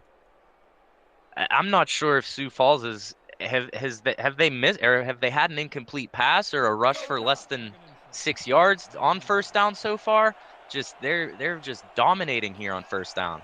216 total yards of offense. Atlanta's averaging 11 yards per play. On the other side, neither team has a sack, and they've not gotten anywhere close. Charlemagne Cornelius with the carry, and that is just the second play of this entire first half, Paul, that's gone for negative yardage, 3rd and 5. Yeah, these offenses, they came to put on a show for everyone. So it's 3rd down now. Haven't had many of those in this ball game. Sioux Falls is 1 for 1. Atlanta hasn't even had one. 3rd and 5. Tyree, 2 for 2. Wow. Kay Marion, 1st and goal to the 6. And we may hit the half with perfect 3rd down conversions from both teams, which that may be an SFL record. And I'll tell you what, from what we've seen on Impact Monday the last few weeks, we've seen a lot of great defensive play. Both of these teams showing that the offense can get it done as well. Refreshing, to say the least.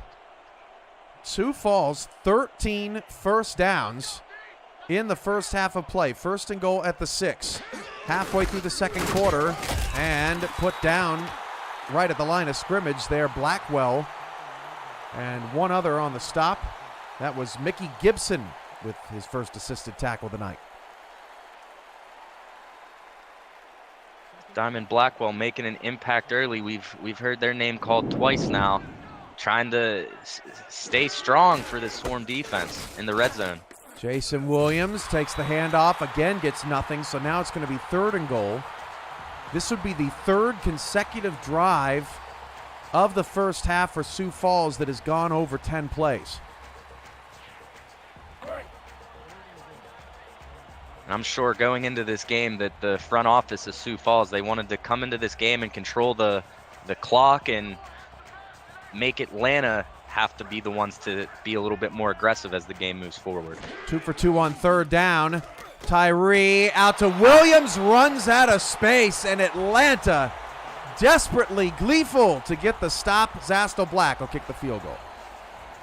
And 3 points here for Sioux Falls is that's not necessarily the best situation for Atlanta, but to be able to hold them to 3 instead of 7, that I'm sure Atlanta is super excited with that drive. And who knows, it's not a guaranteed 3 points here, Cam. Zastel Black, 23-yard field goal.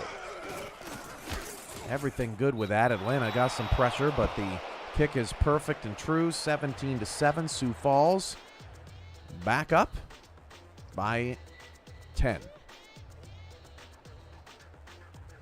I'm curious to see how Brian Dynasty and company is going to respond being down 10. Again, so far this season, they're not used to playing from behind, so I'm excited to see how the Swarm will compete under a little bit of pressure. Kick is away. And Kyle Finnemore gets it up the 25-yard line. Brian Dynasty tonight is still perfect, 8 for 8 for 115 yards with a perfect quarterback rating. 4:09 to work with for the half. And a high passing completion from Bryant Dynasty is something we're used to seeing. This season has a near 80% completion rating on the season through 4 games so far, and that's going to be good for number 3 in the league. Heavy set, look for Hollywood as Hollywood gets the flip outside, makes a man miss, spins away, gets a first down to the 37. However you do it, Hollywood gets 12. This is just a phenomenal play. And to show the athleticism of BDG Hollywood, juking defenders out, he might have, Cam, so we could possibly see a red flag, but it looked very close to me. Unless Tyree has an insane game, he won't do it tonight, but Tyree is 816 yards away from passing the GOAT, Matt Wilson, for number 1 all-time in passing yards. That could come up in a week or two. Playing really well tonight as BDG Hollywood picks up 5. Tyree not in the Hall of Fame, but I'm guessing he'll be on the short list for the 2023 ballot, Paul. That wouldn't shock me one bit. Again, Julian Tyree, 15-season professional quarterback in the SFL. He's shown season after season why he is one of the best, and in this game so far, he's exceeding what I was thinking coming in. BDG Hollywood gets it down to the 28-yard line. BDG feasting on this Sparrow defense, and that's good enough for an Atlanta first down quite easily. The 3-time All-Star getting it done again. Just look at that getting block. that downfield blocking, and just couldn't outrun the defender, but what a great run for this Swarm offense, and momentum's kind of changing a little bit here with this drive. Jamal Wooding, ridiculous. 1st and 10 at the 28-yard line, 2 in the backfield for Atlanta.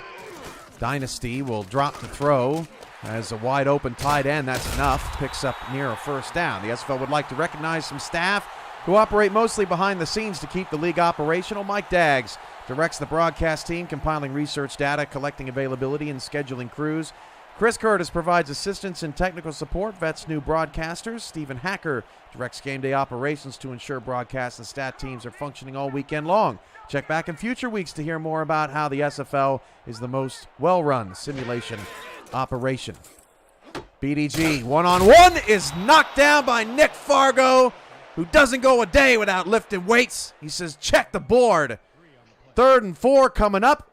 We've reached the 2-minute warning, and Atlanta will have a 3rd down on the other side of the 2-minute warning. Their first of the entire night. You're watching Impact Monday on SFL YouTube.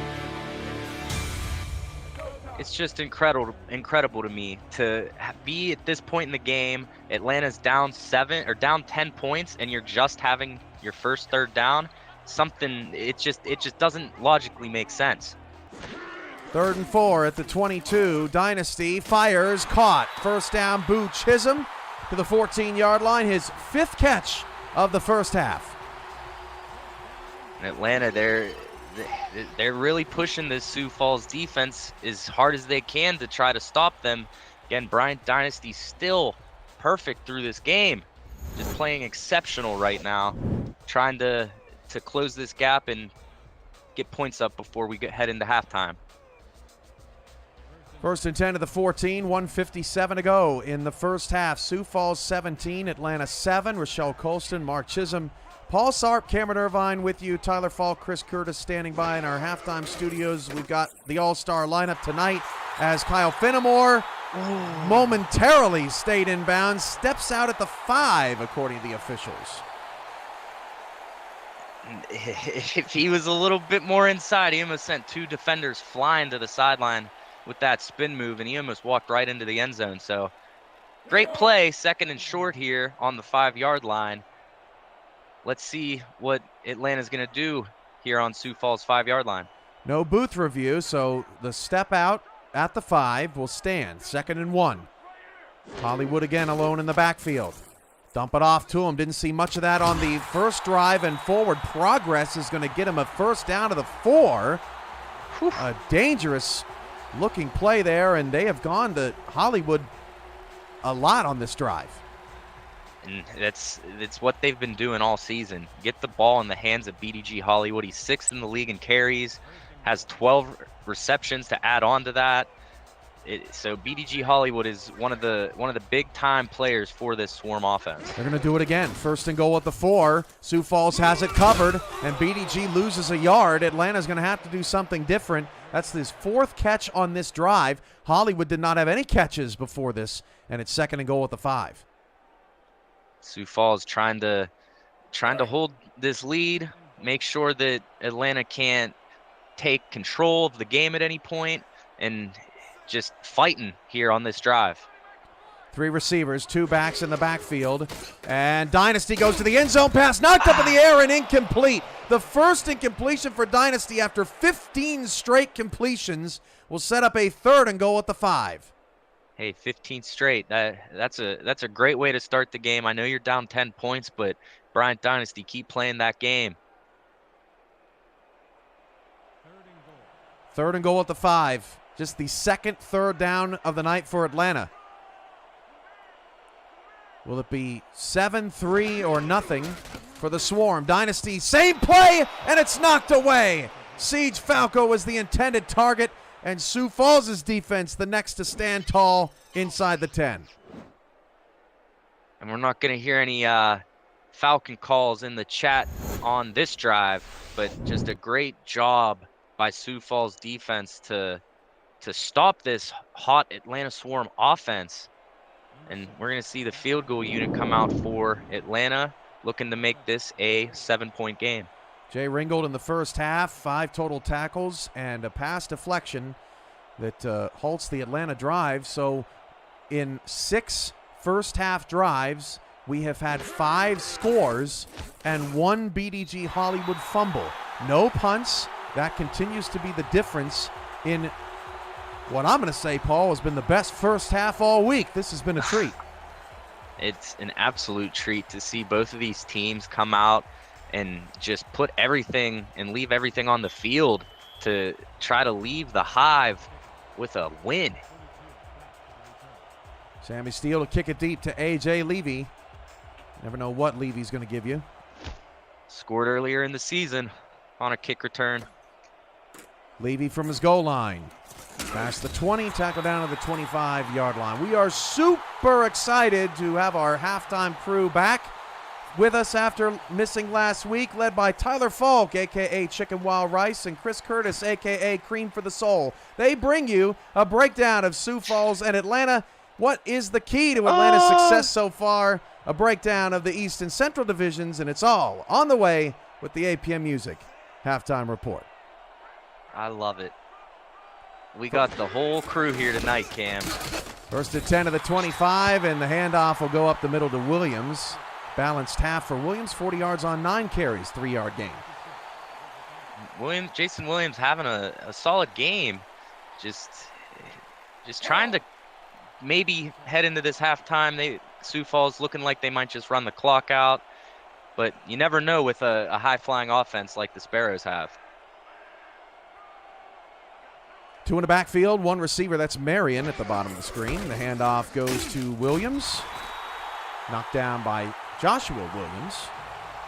And that'll set up a 3rd down and 4 if Sioux Falls wants to snap it. They don't have to. A little Williams on Williams action there. I know. Big shout out to both of those former coaches over in Albuquerque. 3rd and 4 at the 32. Tyree's pass is nearly intercepted. Dangerous play. Now Sioux Falls has to punt.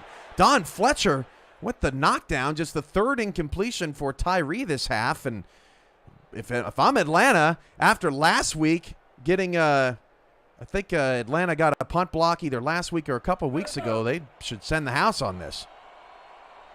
That was Don Fletcher was one step away from tying this game up, and like you said, Cam, dangerous throw by Tyree there, but a fortunate outcome for that to be just knocked down and not intercepted. Kick is away to the 32, and the return from Finnemore gets us to the 36, and that'll take us to the end of the first half. Sioux Falls 17 and Atlanta 10. What a first half. Your thoughts on it collectively, Paul, as we get a look at the stats.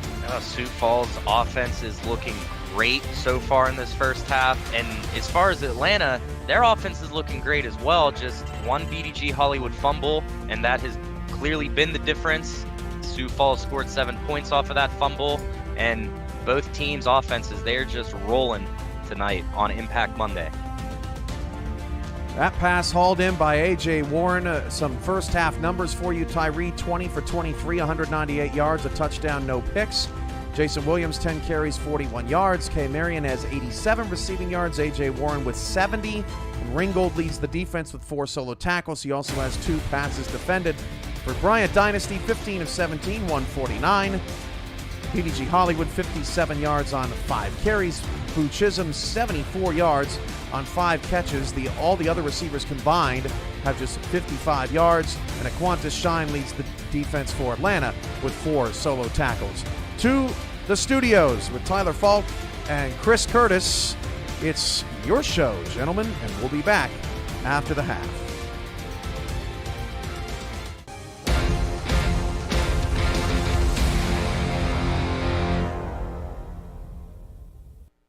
Halftime in the Peach State. It's a 1-possession game. The Atlanta Swarm down 17-10 to the Sioux Falls Sparrows. Chris Curtis alongside Tyler Falk as we jump into the breakdown of this first half. Tyler, Atlanta coming in undefeated into this game, and Sioux Falls doing to them what no other team has done to this point and putting them under pressure.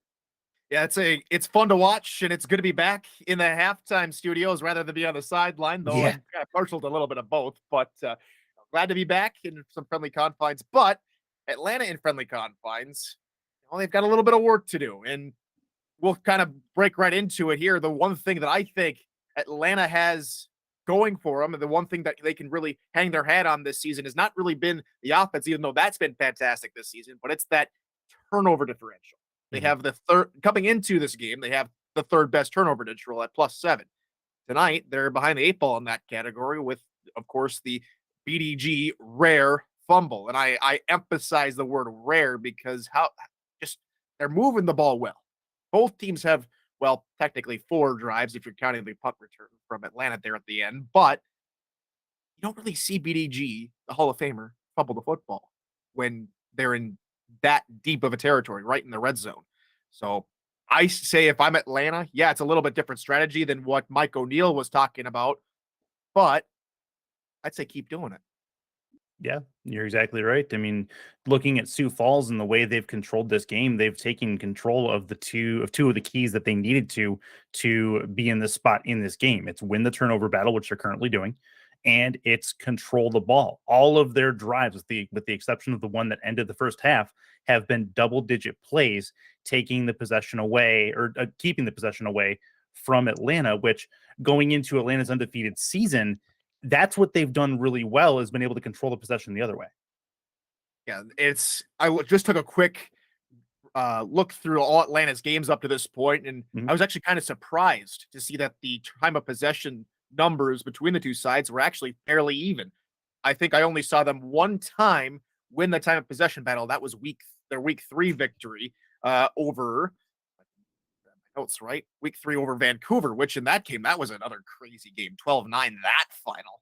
Really awkward scoring. And yes, there was a touchdown in that game, even though the scoreline begs to differ in that regard. But as you mentioned, partner, Sioux Falls winning the turnover battle, winning on time of possession, and having a little bit more of the football, just because thanks again to that fumble. And if Atlanta does fall and gets their first crooked number in the loss column, I think Atlanta did almost everything right tonight. It's the smallest of margins, the smallest mistake that would set the Atlanta on the L train tonight. Yeah, I mean they've got some bright spots going on right now. Bryant Dynasty playing well. You have Boot Chisholm with 5 catches right now. He's got 70+ yards at the moment. So the Atlanta offense has been productive. Sioux Falls just wearing them out on defense. So that's where that goes. And talking about the divisional races as we look, I'm going to talk about the East Division as it sits right now. Right now, Atlanta's sitting at 4-0, and they get a win today. They go up to 5-0. That's fine. Do you see, if Atlanta starts to slip, anybody from that East Division start to creep up a little bit?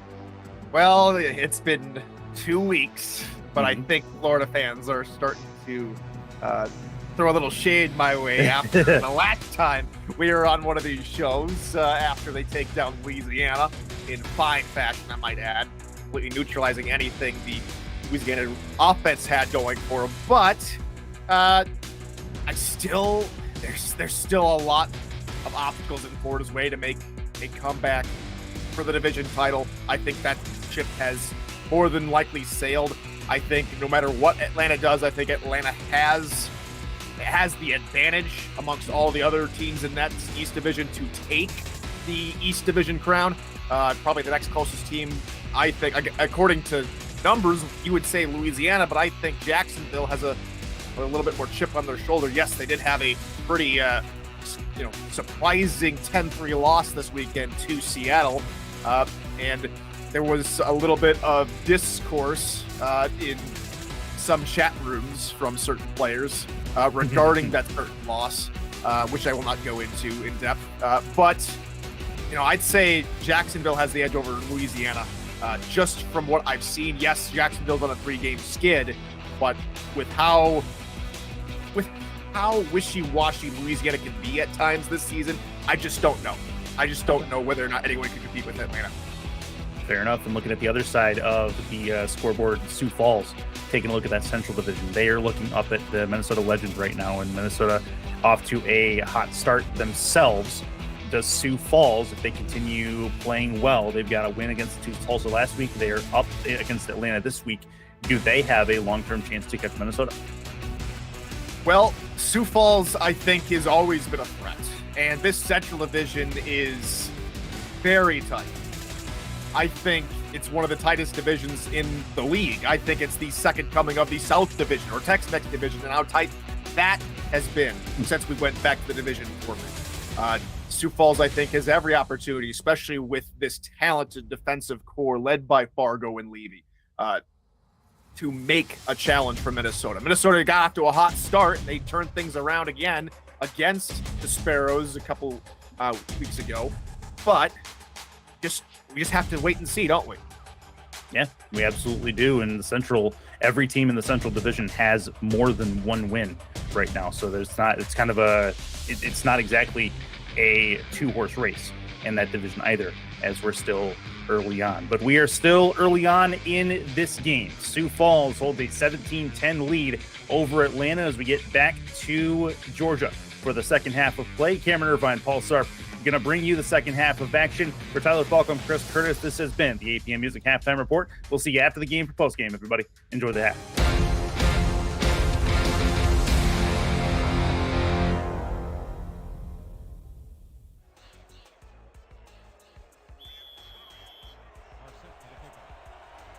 Back here at the Hive to start the second half. Thank you, Chris Curtis and Tyler Falk. Excellent halftime show talking about these two exciting divisional races and where these teams stand in particular. It is a fascinating race in both divisions as Fenimore takes it out to the 24-yard line. Welcome back, Paul. It's nice to get a break once in a while. It sure is. And again, great halftime show as always. Glad to have the guys back in the booth and in the studio tonight.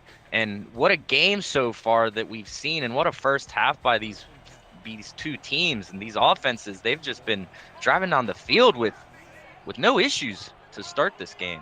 240 to 206 on the stat sheet, and Jamal Wooding gets us started with a first down for Atlanta to the 37-yard line. Jamal Wooding was Mike O'Neill's player and matchup to watch. Finally starting to pick up some steam and get going here, making an impact early in the second half. Great catch by Jamal Wooding. Always a fan of the hashtag pass it to the tight end. Jamal Wooding's second grab for 19 yards. Somewhere Mike Daggs is being a super diva and telling you it's throw to the tight end, not pass to the tight end. Which it's the same. It's the same thing, but you know he's going to be all up in the DMs about it as Mitchell O'Brien picks up 4 to the Atlanta 41-yard line. Derek Williams with that fumble recovery and now 7 tackles officially on the night. Again, also missing Mike Daggs tonight in the chat with the Monday Night Spectacular chants, begging for us to say it, but we're here. Cam and Paul in the second half of Impact Monday. Let's get it. Cliff Allen, nice for you to say. You guys were missed last week for sure. Talking about Tyler and Chris in the halftime studios as Dynasty's pass got a little bit too much air under it. Looking for Finnemore, swatted away by Terrell Davis. That'll set up a 3rd and 6. Just a great job for the defense to go up and bring that ball down, because if that defender was not there, that looked like that was going to be a big time play for Atlanta there. And we're going to see 3rd and 6, trying to move the chains and work their way into Sioux Falls territory. Dynasty 16 for 19 tonight, 162 yards, QBR 119.7. Drops back to pass, and a difficult catch. These receptions being made in the first half for Atlanta, but Sioux Falls defense getting stingy out there, and Atlanta will punt for the first time tonight. A great little adjustment at halftime by Sioux Falls. First, I believe this is first or second. I think it's the second time we're seeing the punter.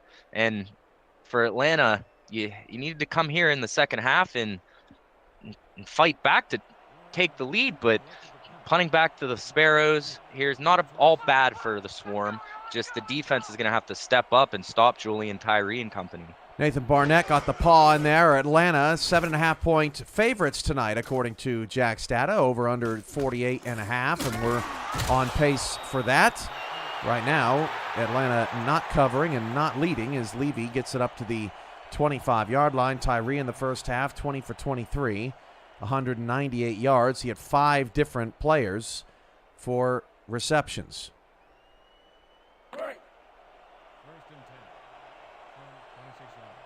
Rochelle Colston, Mark Chisholm doing a fantastic job on stats tonight. 26 first downs in this game so far. 1st and 10 at the Sparrow 25 as Jason Williams picks up 3. Jason Williams coming out in the second half, looking to kind of capitalize on a somewhat solid first half, looking to improve the numbers a little bit, and again, help the time control for the time of possession and keep it in your favor if you're Sioux Falls. Keep the ball out of Atlanta's hands is what they got to do. And they did not do that, Paul. Do that. As Moose Papineau picks it off. I was just about to comment. It was interesting that they ran on first down because they had been passing on the out route to Marion all first half. And on 2nd and 7, the bomb down the field intercepted by the Pap. And the Moose is loose, as said in the chat. And again, Moose Papineau, one of the best defenders in the secondary in the SFL, getting the ball right back for Atlanta. And the first half, we saw a lot of great offense. Already early in the second half, we're seeing a lot of great defense. First short drive of the game for Sioux Falls. 1st and 10 as Hollywood will fire it out or get a pass out from Dynasty, and he is spin cycling his way to the 43-yard line. One of these next level stats we're able to get from our stat crew, Mark Chisholm and Rochelle Colston tonight, is average time per drive during the first half. Sioux Falls' average drive was over 4 minutes long. That's nearly half a quarter. And that last drive, just 30 seconds for the Sparrows. I think this is going to be another Hollywood catch. 2nd and 4. Outside, Hollywood has some blockers. First down to the 38. And Atlanta's moving the ball. Moving the ball is right, going into Sioux Falls territory, trying to tie this game up, put 7 points on the board. It's the ideal outcome here for this drive for Atlanta, but this Sioux Falls defense, they've been pretty impressive so far tonight. So it's just going to be interesting to see the play calls and the decisions from Bryant Dynasty. I've got a unique look that no one else gets in the SFL during these production broadcasts, and I didn't understand it at first, but now I understand it now. Tyler was spinning in his chair incessantly, and I thought, I don't know what was it, but he was imitating BDG on the outside. Now I get it now, but I think is he eating some kind of cookie? Is that no, not a cookie. I can't tell, but he seems sugar charged tonight either way.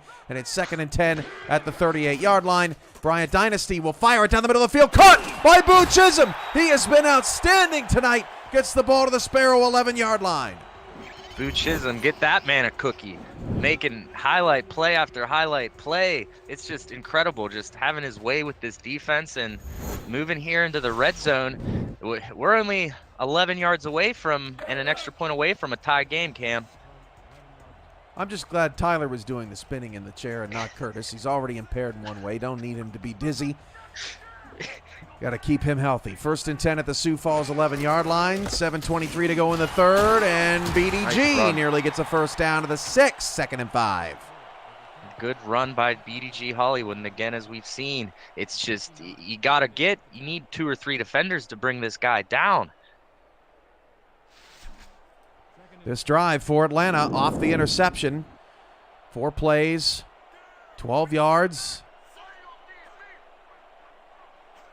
Now up to 5 plays, 44 yards. I knew that I was missing something there on the Chisholm catch, and BDG's going to walk it in. There it is. For an Atlanta touchdown. And we are 1 extra point away from being tied.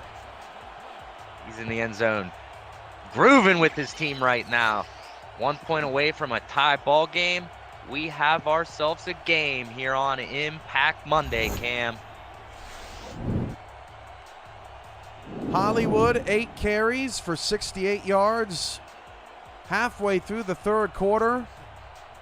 And we have been treated to an excellent showcase tonight. 243 yards for Sioux Falls, 273 for Atlanta. And Sammy Steele's extra point is up and good. All knotted up at 17 here in our game of the week. Great way to cap off week number 6. Week 7 coming up. That's Saturday afternoon, man. And I saw Canton and Vegas on the schedule for the first time ever. That is a spicy matchup. That's going to be a great game. Just like we're watching right now, both of these teams playing at such a high level, and it's great to watch such an incredibly fought game by both of these teams. Levy on the return up to the 23-yard line. They have done a nice job containing Levy on special teams tonight. And the Sioux Falls Sparrows, who have just 3 yards here in the third quarter, will try and get their mojo back. You can definitely tell Atlanta's made some adjustments. That's exactly what they needed to do. Julian Tyree just had such a phenomenal first half, and to come out in the second half and throw an interception, Atlanta's adjustments were much needed. And again, they run on first down with limited success. Cornelius gets nothing. Shine on the stop. 2nd and long. Sioux Falls behind the sticks again. All first half, we kept seeing those 8-9 yard out routes by the receivers, and Julian Tyree was hitting them every single time. Both drives to kind of rely a little more on Jason Williams to take a different approach. Is an interesting call by the offensive coordinator. Tyree's pass is intercepted. Moose Papineau again. Back-to-back picks after a clean first half for Sioux Falls, and Atlanta's going to have another short field. Turnovers are killing Sioux Falls in the second half. Moose Papineau specifically, with his second interception, just reading Tyree's pass there, just playing incredible defense in the second half. Sparrows have to get back to what they were doing in the first half. Cornelius with that first down carry. Here's a bizarre stat line here tonight, Paul. 3 carries, 0 yards, and a touchdown. First and 10. And hey, you score. Points on the board regardless. That's right. Don't matter about the yards. First and 10 of the 26, and BDG is loose to the 14. He's now up to 7 receptions. That was his longest pass catch of the night, good for 12, and Atlanta's in the red zone. Heading into this game, only 12 receptions for BDG Hollywood to already have 7, trying to possibly double the 4-game season count in one game. Not sure, but BDG Hollywood just playing extraordinary right now. Ringgold with another tackle in the open field. He, along with Shine and Williams, have the most with 5. 5:42 to go in the third. Dynasty fires over the middle. Touchdown Atlanta. Sage Falco. It was dicey. They're going to give him the 6 for now.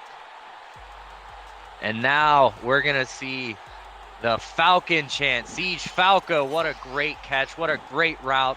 Getting into the end zone for 6 for Atlanta to take the lead. Just a great play. I think he got it too. And only needs one more touchdown now in this game to, they're throwing the flag. This could be a critical timeout loss. This has been a disaster third quarter for Sioux Falls. They have 3 yards of offense in this quarter and 2 turnovers. Let's take another look at this play here. Where does the knee go down, and where is the ball? Close. I can't tell. That's a touchdown to me. After review, the player did cross the plane. The visiting team will not be charged. Wow. Overturned. First down. That's a surprise. I didn't see anything. I didn't see any evidence there to overturn it. Didn't get the best look. First and goal at the goal line, and maybe BDG can make this a moot point anyway.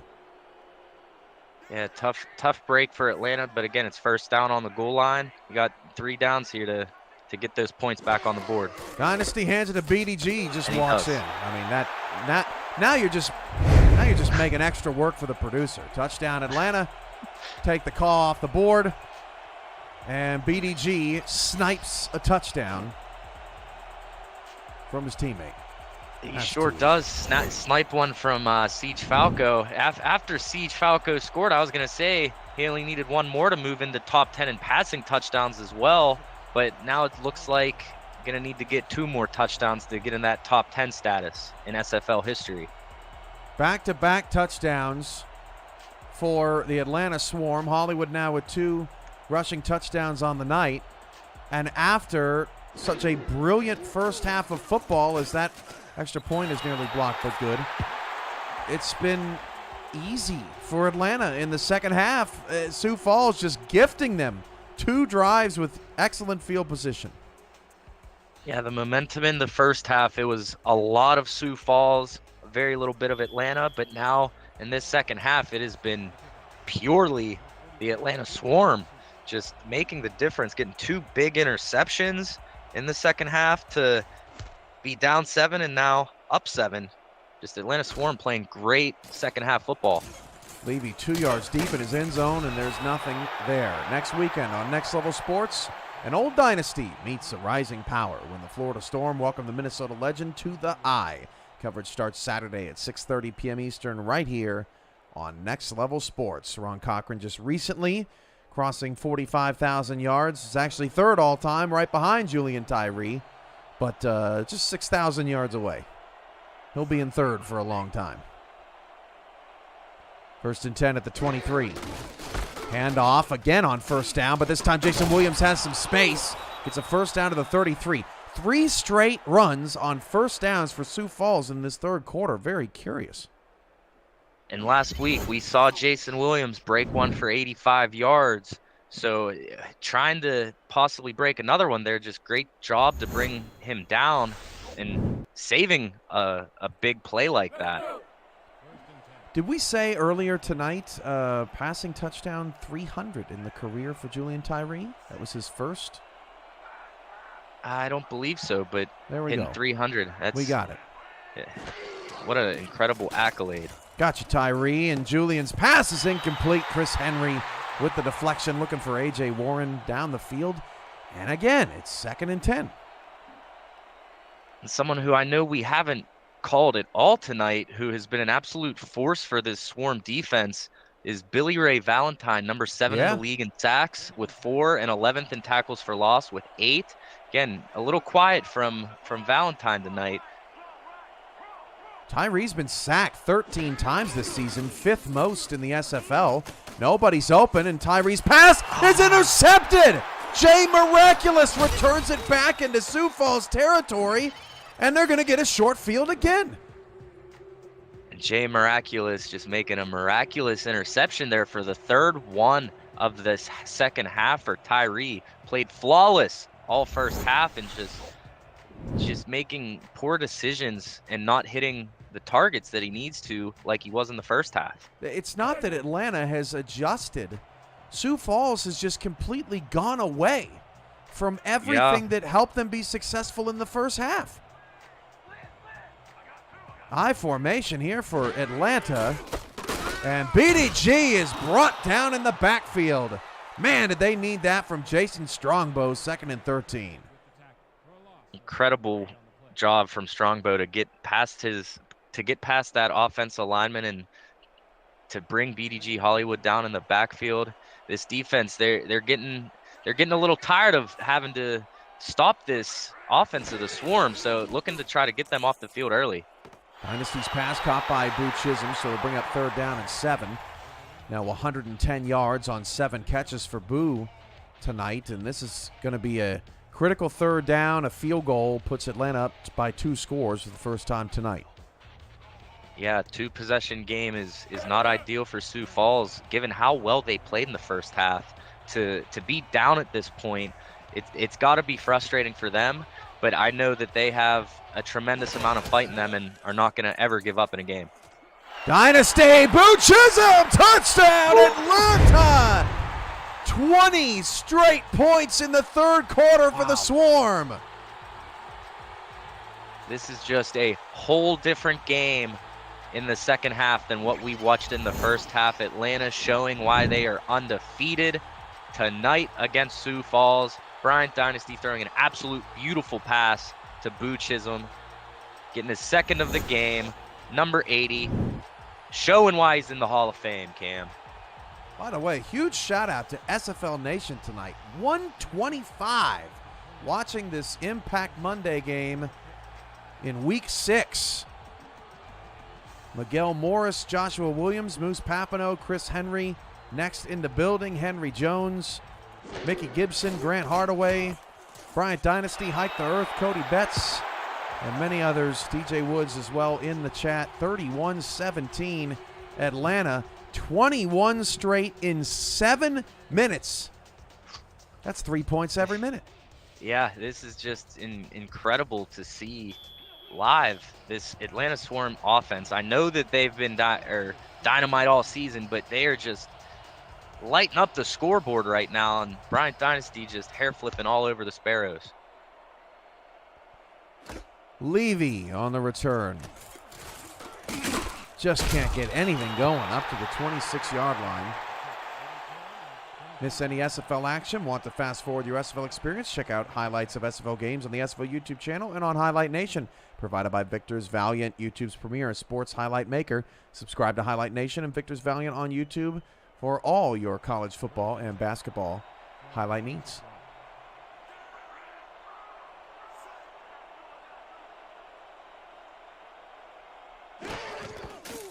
Tyree against a blitz. Steps up in the pocket. The pass is incomplete. Terrasas was wide open.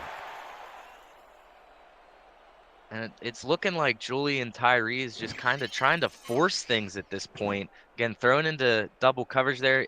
Receiver kind of beat the defender, but when you got that safety in the backfield just waiting for the receiver, it makes it tough, and almost another interception for Julian Tyree on that play. Okay, Marion had to play defense on that. That would have been a hat trick for Moose Papineau.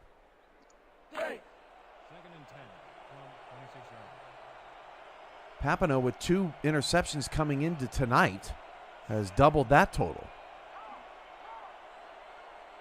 2nd and 10 at the 26, another unsuccessful first down play for the Sparrows. The handoff goes to Williams. He picks up 4. 3rd and 6 coming up for Sioux Falls. They have 0 momentum. And it's tough when you lose that momentum to get that momentum back. And especially at being away, being down 14 points, it's going to be a tall task for Sioux Falls to fight back to get into this game. Tyree, strong pocket, intercepted again. Moose Papineau, give him player of the game already.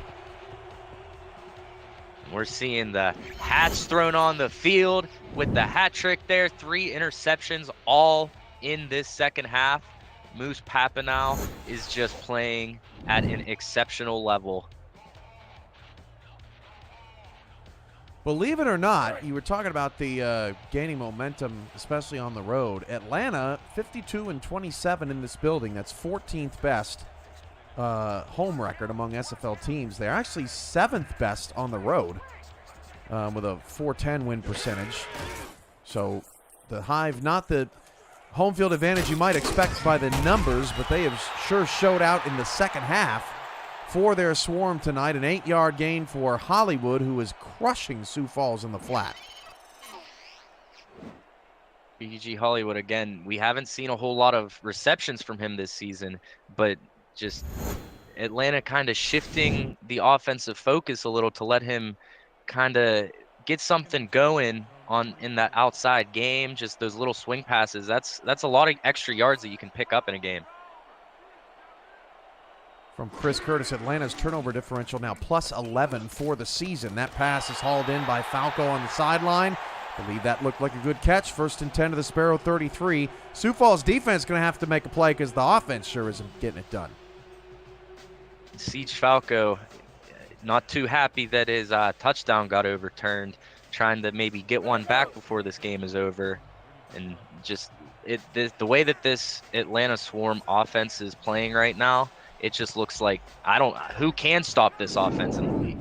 Dynasty 24 of 28 for 276. Checks it down to that Hollywood in the as the safety valve on that play. 2nd and 8. Dynasty's QBR 131 tonight. That should be surprise to no one or any fans of the Atlanta Swarm franchise. Bryant Dynasty, ever since day one when he came in, one of the most smartest quarterbacks in the league. Oh, a dive from Terrell Davis. You appreciate the all-out there from Terrell defensively, but Bryant Dynasty too good with the pinpoint accuracy. Just a dime right there. If that's thrown any further behind the receiver, we're seeing an interception there and not a first down moving into the red zone. Terrell Davis looked like a dog's tongue when you roll the window down just then. I mean, he was hanging on for dear life. 1st and 10 at the 16-yard line. 1:40 to go in the third. All Atlanta in the third. They've outscored Sioux Falls 21-0 in the frame. Mitchell O'Brien picks up 11. The fullback making plays out here. And everyone's getting them some for in Atlanta. Everyone on the team making an impact. It's what you love to see in the SFL. If they score before this quarter, it's going to be 28-0 in the third. Whew. 1st and goal at the 5. That's for Hollywood. BDG. Oh! Wow. Wow. Leaves you speechless. Touchdown, Atlanta. 28 points unanswered in this third quarter, and there's still a minute left in the third quarter. I'm just speechless at this Atlanta Swarm offense. BDG Hollywood, just the spin cycle, man, it's just incredible to watch. That was on A.J. Levy, too, the Hall of Famer. Hollywood now 20 touches for 114 yards and 3 touchdowns. And what looked to be a treat that we were finally delivered here on Monday night, Paul, has turned into a nightmare for Sioux Falls. Yeah, and we may be looking, well, it's about a 21-point lead here. Starting to somewhat look like a blowout, but again, there's a lot of time left in this game. 3 touchdowns from Sioux Falls, a couple turnovers, and we're right back in it. Atlanta looks to remain undefeated next week. Wonder what the line for this game's going to be at Los Angeles. The winless Lycans having to figure out how to deal with Atlanta next week as Levy gets it up to the 25-yard line. After that, Atlanta will host Portland. That is a spicy matchup, Saturday, March 4th. Should be noted that in Week 8, if you were scheduled to play Sunday, March 5th, your game has been moved to Friday, March 3rd. That's Vancouver at Florida, Houston at Queen City, Minnesota at Seattle, and Charleston at San Diego. Those games have been moved to Friday, March 3rd. Back to action here in Atlanta. 1st and 10 at the 25-yard line. Tyree fires deep down the field. That pass is incomplete. And that's another failed first down attempt for Sioux Falls in the third quarter. That's been the difference in the half. K. Marion 8 receptions in this game, all coming in the first half. Unable to connect with Julian Tyree here in the second half. And to me, at this point, it looks like Sioux Falls is absolutely looking for that deep shot and not afraid to take it. And as we see, as the secondary kind of backs off a little, kind of wanting Sioux Falls to throw it deep and take a shot. Tyree going to run a sneak on 2nd and 10. I don't know what's going on with Sioux Falls' OC here in this third quarter. That doesn't make any sense to me. Not the ideal call there, but able to pick 3 yards up, so that's got to be somewhat of a victory on a quarterback sneak to actually get 3 yards. You've been good on third down all night. Let's see what you can do at 3rd and 7. Tyree has to throw off his back foot. It is out of bounds on an inaccurate ball to K. Marion. And in the third quarter, Julian Tyree is now 0 for 8 with 3 interceptions. 4th down. Hurts.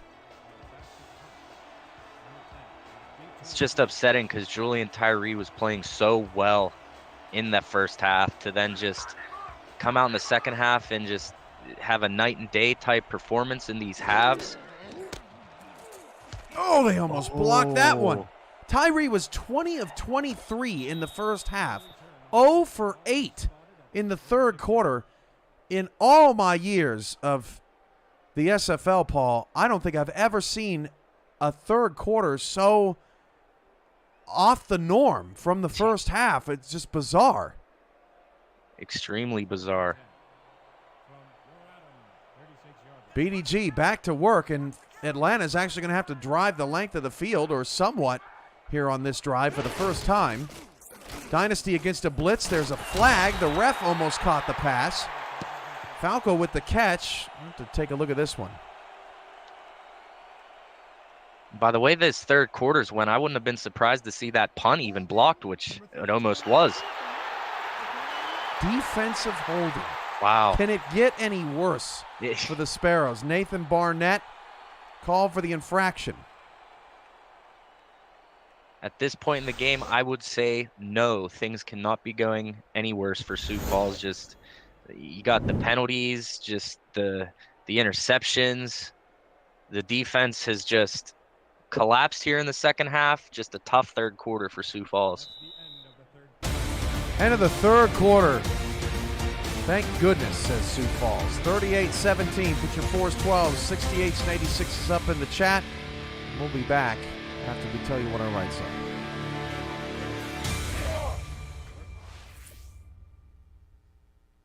This present for the private any rebroadcast or account to the game. This presentation of the Simulation Football League is intended for the private use of our audience. Any rebroadcast, retransmission, or account to the game without the express written consent of the league office is prohibited. Rochelle Colston, Mark Chisholm, Paul Sarp, Cameron Irvine with you. Impact Monday, Week 6. Atlanta's made a mess of it. 38-17, 28 unanswered in the third quarter. First and 10 at the Sparrow 49-yard line. That pass is caught again.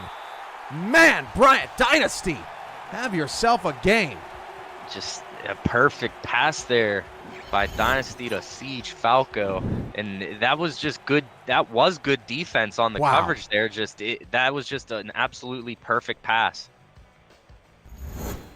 This may be one of Dynasty's best games of his career. I mean, 30 for 34, 338 yards passing.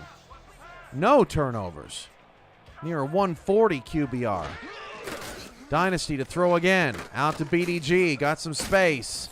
Down to the 30-yard line. Picks up 6 in his fumble in the first quarter. A distant memory at this point. Bryant Dynasty trying to fight Moose Papanow for player of the game here. It's going to be a tough decision because both players have just been playing at an extremely high level of football.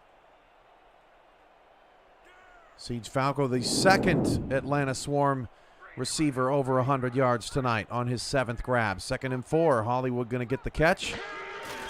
Dynasty flips it out to him past the 30, 25, down to the 21-yard line.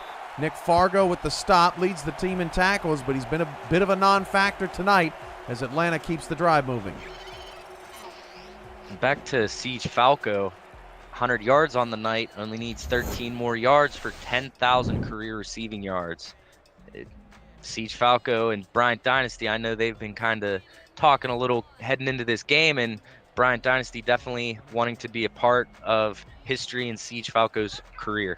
Atlanta, 199 yards in the third quarter alone. Handoff to BDG, picks up nothing. He'll set up a 2nd and 10, slow to get up Strongbow, but gets some help from his teammate.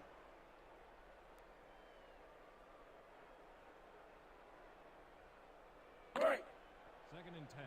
434 for Atlanta to 260 for Sioux Falls. Sioux Falls has 20 yards of offense in the second half.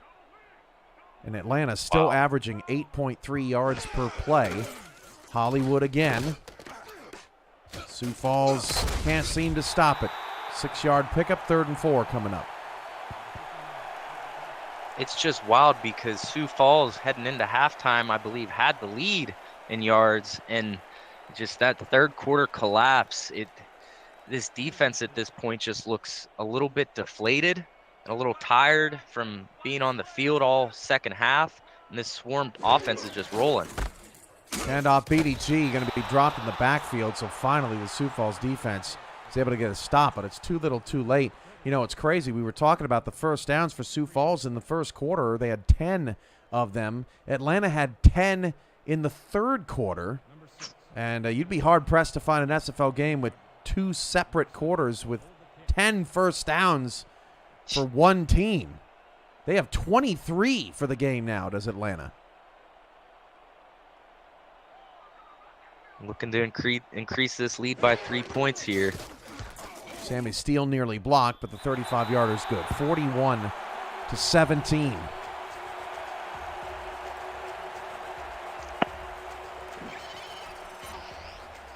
Somewhere out there, Mike St. Green is watching. And I remember the schedule that we picked in the offseason. It's been rough for us. Now Paul's had to endure all of the suffering that you've put him through with these picks. Thanks, St. Green. Nonetheless, still seeing some great football each week. Well, this week in particular, I mean, it's just Atlanta has been a true marvel. I mean, they're about to go 5-0. The Swarm missed the playoffs last season. Talk about getting it together. Absolutely. I mean, Atlanta, 6-6 last season, 4-8 the previous season, have not won a playoff game since winning over Sioux Falls in that season 14 championship game. And man, it's too bad we don't see Atlanta and Baltimore play this season, because that would be a pretty great game. That's sure. Oh, man, what a game that would be. And who knows, it could still happen in the championship, the way both of those teams have been playing. And if Atlanta can keep playing at this level, I don't even, who knows, they might be able to stop Baltimore's run. Williams gets the handoff, and we continue the first down conundrum from Sioux Falls. They've just completely, totally gone away from everything that was successful in the first half. It's shocking to me.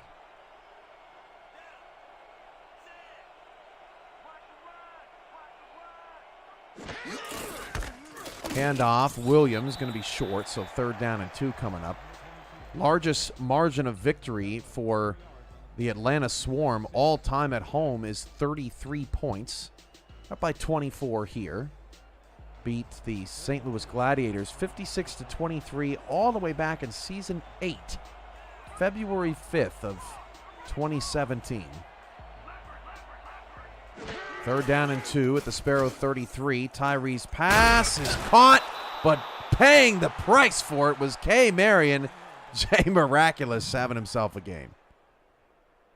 It's nice to see K. Marion getting back on the board, getting the Sioux Falls Sparrows a first down here in the 4th quarter.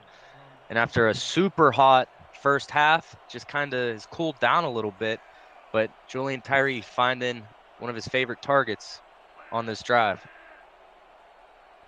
Atlanta's largest margin of victory in this series was actually that Season 14 championship game that they won 27-10. So could possibly take that here tonight as well. Jason Williams with the carry. I think Sioux Falls, by and large, they followed the Mike O'Neill formula that he gave out earlier. I mean, Williams has gotten 15 carries for 66 yards and got actually 16 carries now. But it's not like he has not been involved tonight as Tyree hits Marion for the first down. But it was really interesting in that first half. It was almost like they were passing to set up the run with effectiveness, and obviously the game did not turn out in their favor. And it also is surprising to me that Williams' numbers are so low this season, because I'm looking here, it's been a while since Sioux Falls has had a higher caliber running game. It's been since Season 16, they were the 6th best offense, where Season 14 and 15, they were the 1st best and 2nd best in their respective seasons. So kind of fading away from the run game a little bit as time has moved on for Sioux Falls. Tyree's pass is caught down the field by Harrison. Ben Harrison, the tight end, for a first down, his first catch of the night. And, Marcus Duncan was their running back last season, the rookie. He actually left the server yesterday.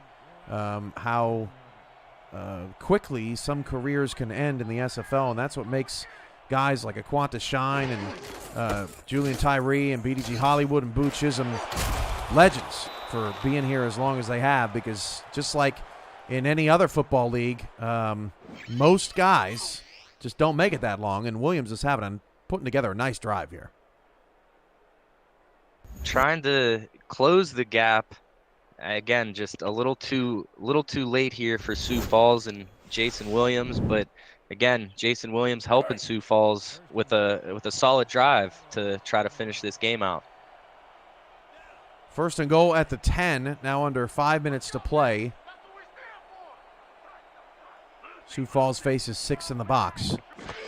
Tyree going to sneak it against that light box, pick up 3, and Tyree may be in trouble here. How they got out of this formation? 2nd and goal at the 7. They're going to sneak it again.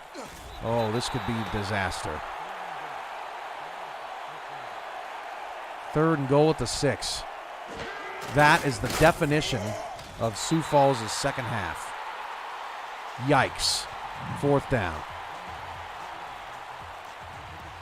Yeah, tough to watch there, but Julian Tyree unfortunately not able to fight his way into the end zone.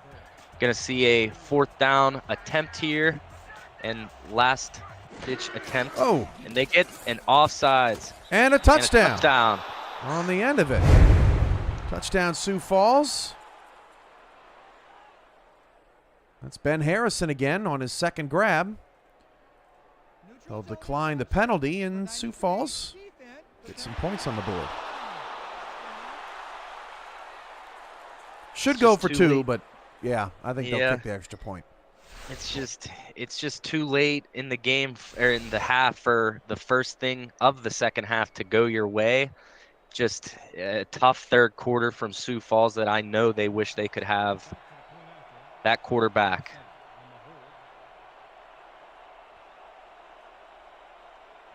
(41-23), extra point pending. 3:55 to go in the fourth quarter.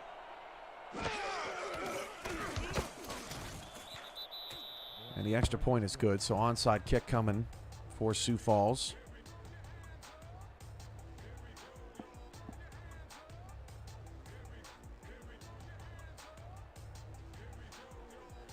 Ben Harrison this season with no touchdowns. That's his first of his career. Congrats, Ben. Congratulations to Ben. First touchdown's always the most exciting.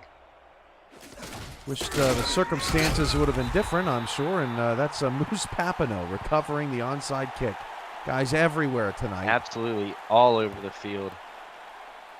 Onside kick reset recovery. You got 3 interceptions, a couple tackles to add onto it. What a defensive all-around game from Moose Papineau. Sioux Falls going to fall to 2-3 unless they put together a dramatic comeback, which I suppose is always possible. Not the way Dynasty's been throwing the ball tonight. Ooh. He got drilled and absolutely put it on Booth Chisholm, but he just couldn't haul it in. Bryant Dynasty, what a great throw. Again, to take that hit, knowing you're going to get hit and throw it right on the numbers.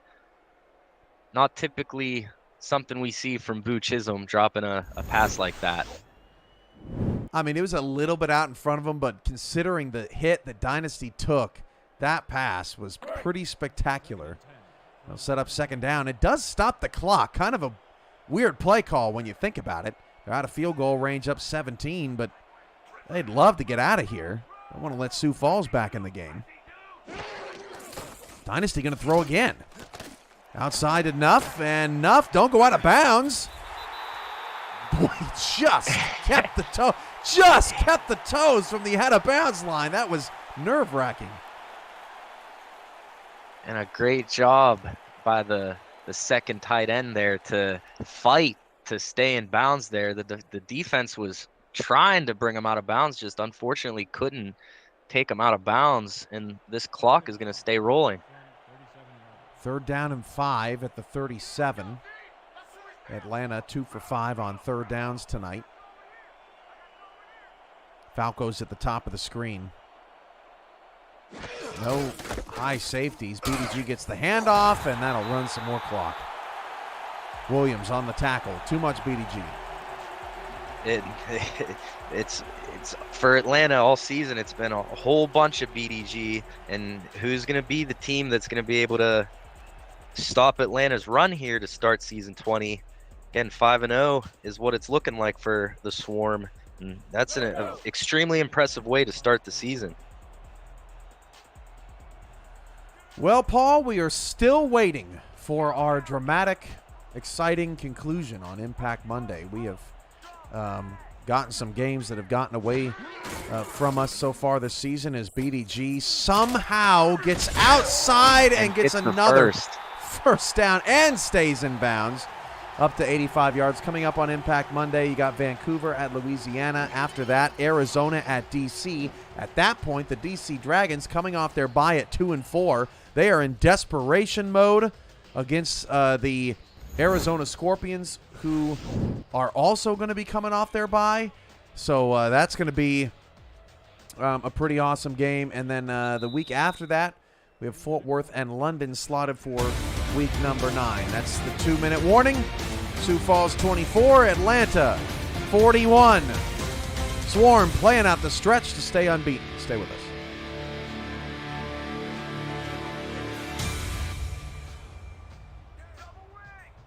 Week 10, LA at Vancouver. I have a feeling that's going to be a flex. And as BDG takes the handoff, picks up 5. And Sioux Falls calls a timeout.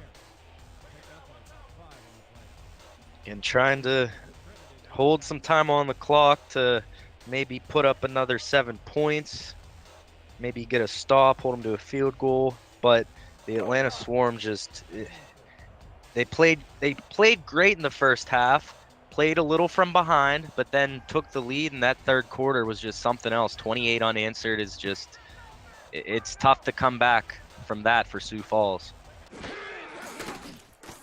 Backups are in, and Dynasty's replacement is hit by Kelly in the backfield. That'll set up a 3rd and 5 and stop the clock.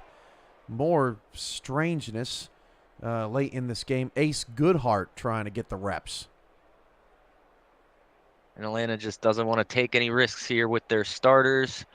2 minutes in the game, we're going to see the second string get some action on Impact Monday on 3rd and 5. And off. Nothing there. That's Riley Freeman gets the handoff, so Atlanta will have to kick the field goal. It'll be Sammy Steele's 3rd of the night. Atlanta nearly hitting the over-under all by themselves. 65 rather blows that away. Atlanta set to cover as well tonight. Welcome, Sam Bam, to the chat. Happy to have you here towards the end of week number 6. Coming up on this channel this week, got Motor City DC 2K4 exhibition on Thursday. And then SFL action week 7 picks up Saturday, 1 p.m. Eastern, as Sammy Steele's kick is good. 44-24. Atlanta re-extends their lead back into the 20s. And Atlanta's record at home for most points in the game, we won't see it tonight, but back in season 9 against the Cleveland Stallions, was able to drop 62 points on the Stallions defense, dating all the way back to July of 2017. It's crazy how 6 years time almost, and the Atlanta Swarm still putting up a ton of numbers on the scoreboard. Atlanta scored over 44 times last season as Levy returns to the 26, but this will be their first this season. Oddly enough, they scored 44, 45, 46, and 47 points in games last season.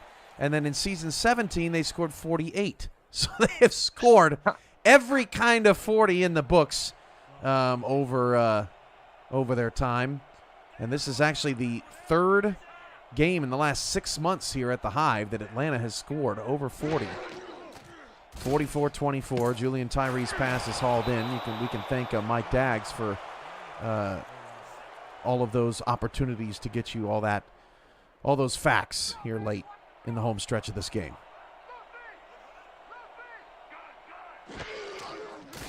Tyree flips it incomplete. It'll be 3rd down and 2. Thanks to Mark Chisholm and Rochelle Colston on stats tonight. We'll send it to Tyler Falk and Chris Curtis back in the studios for post-game immediately following the conclusion of this one. Paul, who's your player of the game? Player of the game. See, I know everyone's going to be thinking BDG Hollywood, but to me, I got to give it to Moose Papanow. 3 interceptions in the second half. He was the difference maker in this game to help Atlanta get to the point of a 20-point lead. Tyree's pass caught by Terrasas. 1:10 to go. 1 timeout for Sioux Falls as they try to make this score look more respectable. Tyree's pass again to Terrasas. First down to the Atlanta 36-yard line. And I'll tell you what, if it's not Moose, if it's not BDG, it's got to be Bryant Dynasty having a career night against Sioux Falls. Tyree's pass incomplete. Swatted down by linebacker Chisholm. Peyton Chisholm with the swat down. 51 seconds left. Marion's numbers, 10 for 110. Julian Tyree right now, 26 of 38, but remember, was 20 for 23 in the first half, 6 of 15 in the second half. Started the third quarter 0 for 8. Wow. That pass is caught by Michael Knight. 3rd and 6 coming up. just trying to close the gap, make the score look a little better than maybe the game actually went for Sioux Falls. But nonetheless, Sioux Falls, they played a great first half. And I know that Sioux Falls Sparrows, they are a extremely tough team to play against. Unfortunately for them, the Atlanta Swarm just got the best of them in the Hive tonight. Tyree fires it outside, caught, short of the first down. DJ Woods in the chat says, bruh, end it already. Dude, I feel you. This is the start of my weekend. Let's go. Let's roll. Sioux Falls making that complicated. I think DJ just took Atlanta 7.5, and he just wants to make sure that stands. And I know if he did take that 7.5, he was sweating a little early in the first half. Not sure if that 7.5 spread would cover, but Atlanta getting it done for all the 7.5 Atlanta spread bettors out there. 4th and 1. Hey, look, an out route. Oh, incredible. A.J. Crazy Warren. how that worked. It is. A.J. Warren with the catch. Haven't seen that all second half. 32 seconds to go. And they'll fire it again out to Warren on the spot route. A.J. Warren had himself a game in the loss. It's a shame that he's going to come up empty in the loss. But 18 receptions coming into the night, and Warren up to 8. Increasing that stat line. A.J. Warren in the first half was something else, and to go to 29 seconds in the fourth quarter before you go back to what was working all first half, it was just unfortunate to see how things panned out. To Marion, top of the screen, touchdown Sioux Falls, 44-30. Don't go anywhere. You just never know in the SFL.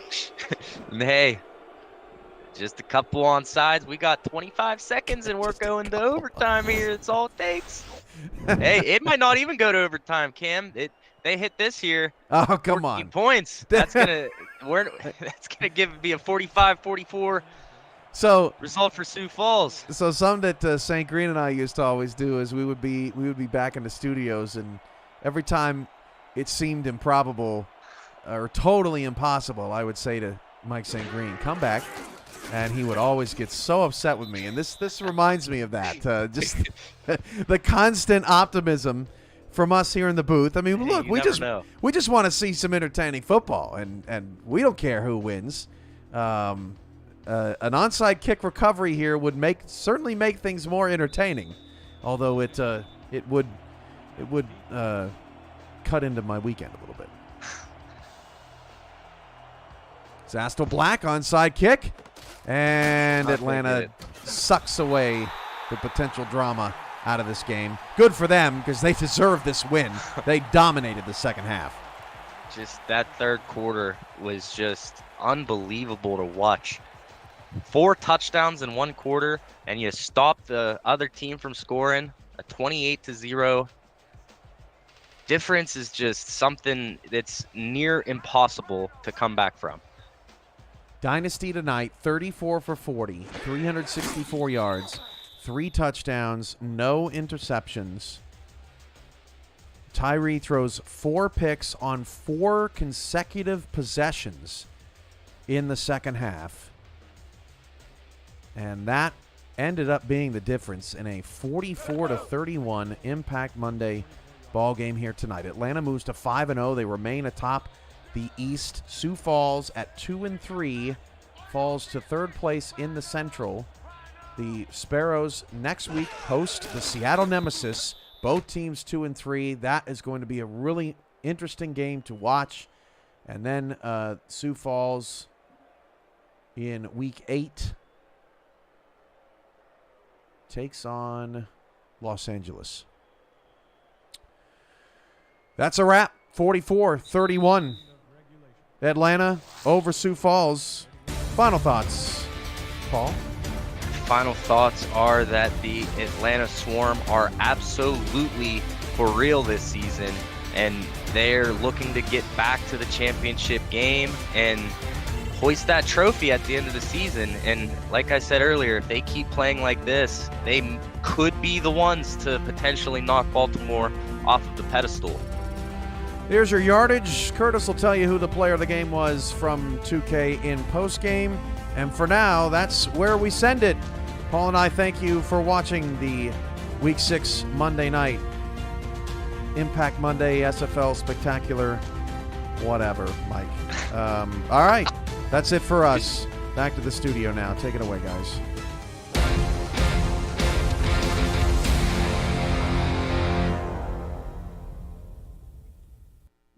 And a rotationary Tyler Falk joins me, Chris Curtis, in the studios for the post-game wrap-up. The Atlanta Swarm outscored the Sioux Falls Sparrows 34-14 en route to what was then a lopsided win after a dominant second half, Tyler. And what was the difference? Because Atlanta just seemed to wake up. Well, I just stopped spinning from all the spin moves that BDG put on me. So maybe it was that. Maybe BDG finally getting rare to go there early on in that third quarter. I mean, I'll save that what I'm going to do at the end of the show for the end of the show. But 4 drives, 4 interceptions in a row. Yeah. I mean, I just called Baltimore and Houston yesterday, and I'm like, all of a sudden, like Baltimore and Houston swap jerseys. Just what exactly happened? Seems like it was deja vu, no doubt about that. But Atlanta, absolutely, they face a little adversity at the end of the first half, and then all of a sudden they not only wake up, but it is a tour de force in the second half based on what they were able to do, not only offensively but defensively. Moose Papineau, I mean, regardless of what 2K says, I think that is absolutely the player of the game. Absolutely. I mean, just phenomenal. Read the post routes well, got in front of Marion. Mike O'Neill was right on that when he was talking about K. Marion being the centrifuge of this organization in the wide receiving core.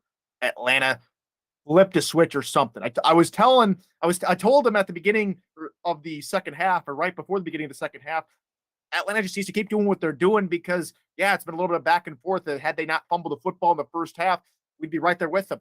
Lo and behold, they don't change anything. They start reading the keys, and, well, Sioux Falls plays right into their hands. Yeah, a lot of fun for Atlanta in that second half, and not so much fun for Julian Tyree in the second half for Sioux Falls. Is Atlanta now with a +10 turnover differential in their in that particular category. Bryant Dynasty was actually named player of the game, believe it or not, which I don't agree with, but I mean, he had a nice game himself. Yeah, absolutely. I mean, one of his best nights, as Cam put it, and I think it's well-deserved. Played extremely well. No blemishes on his record tonight. No interceptions. Kept it clean. He had to check it down to BDG. He did exactly that. And then the defense took care of the rest. Let me know when we're about to finish up, because I think I have a perfect explanation of how everything went. Well, I think we are about at that point. I think the Atlanta Swarm have finished things off rather nicely. So should I leave it to you to wrap up? Well, I'm just going to say one thing. It's been fun to be back in the booth with you, Mr. Curtis, but I got to go make make like a train split. Instead, I'm going to use a different analogy. I'm going to make like Sioux Falls' offensive game plan and leave the building. Got it. Not a problem.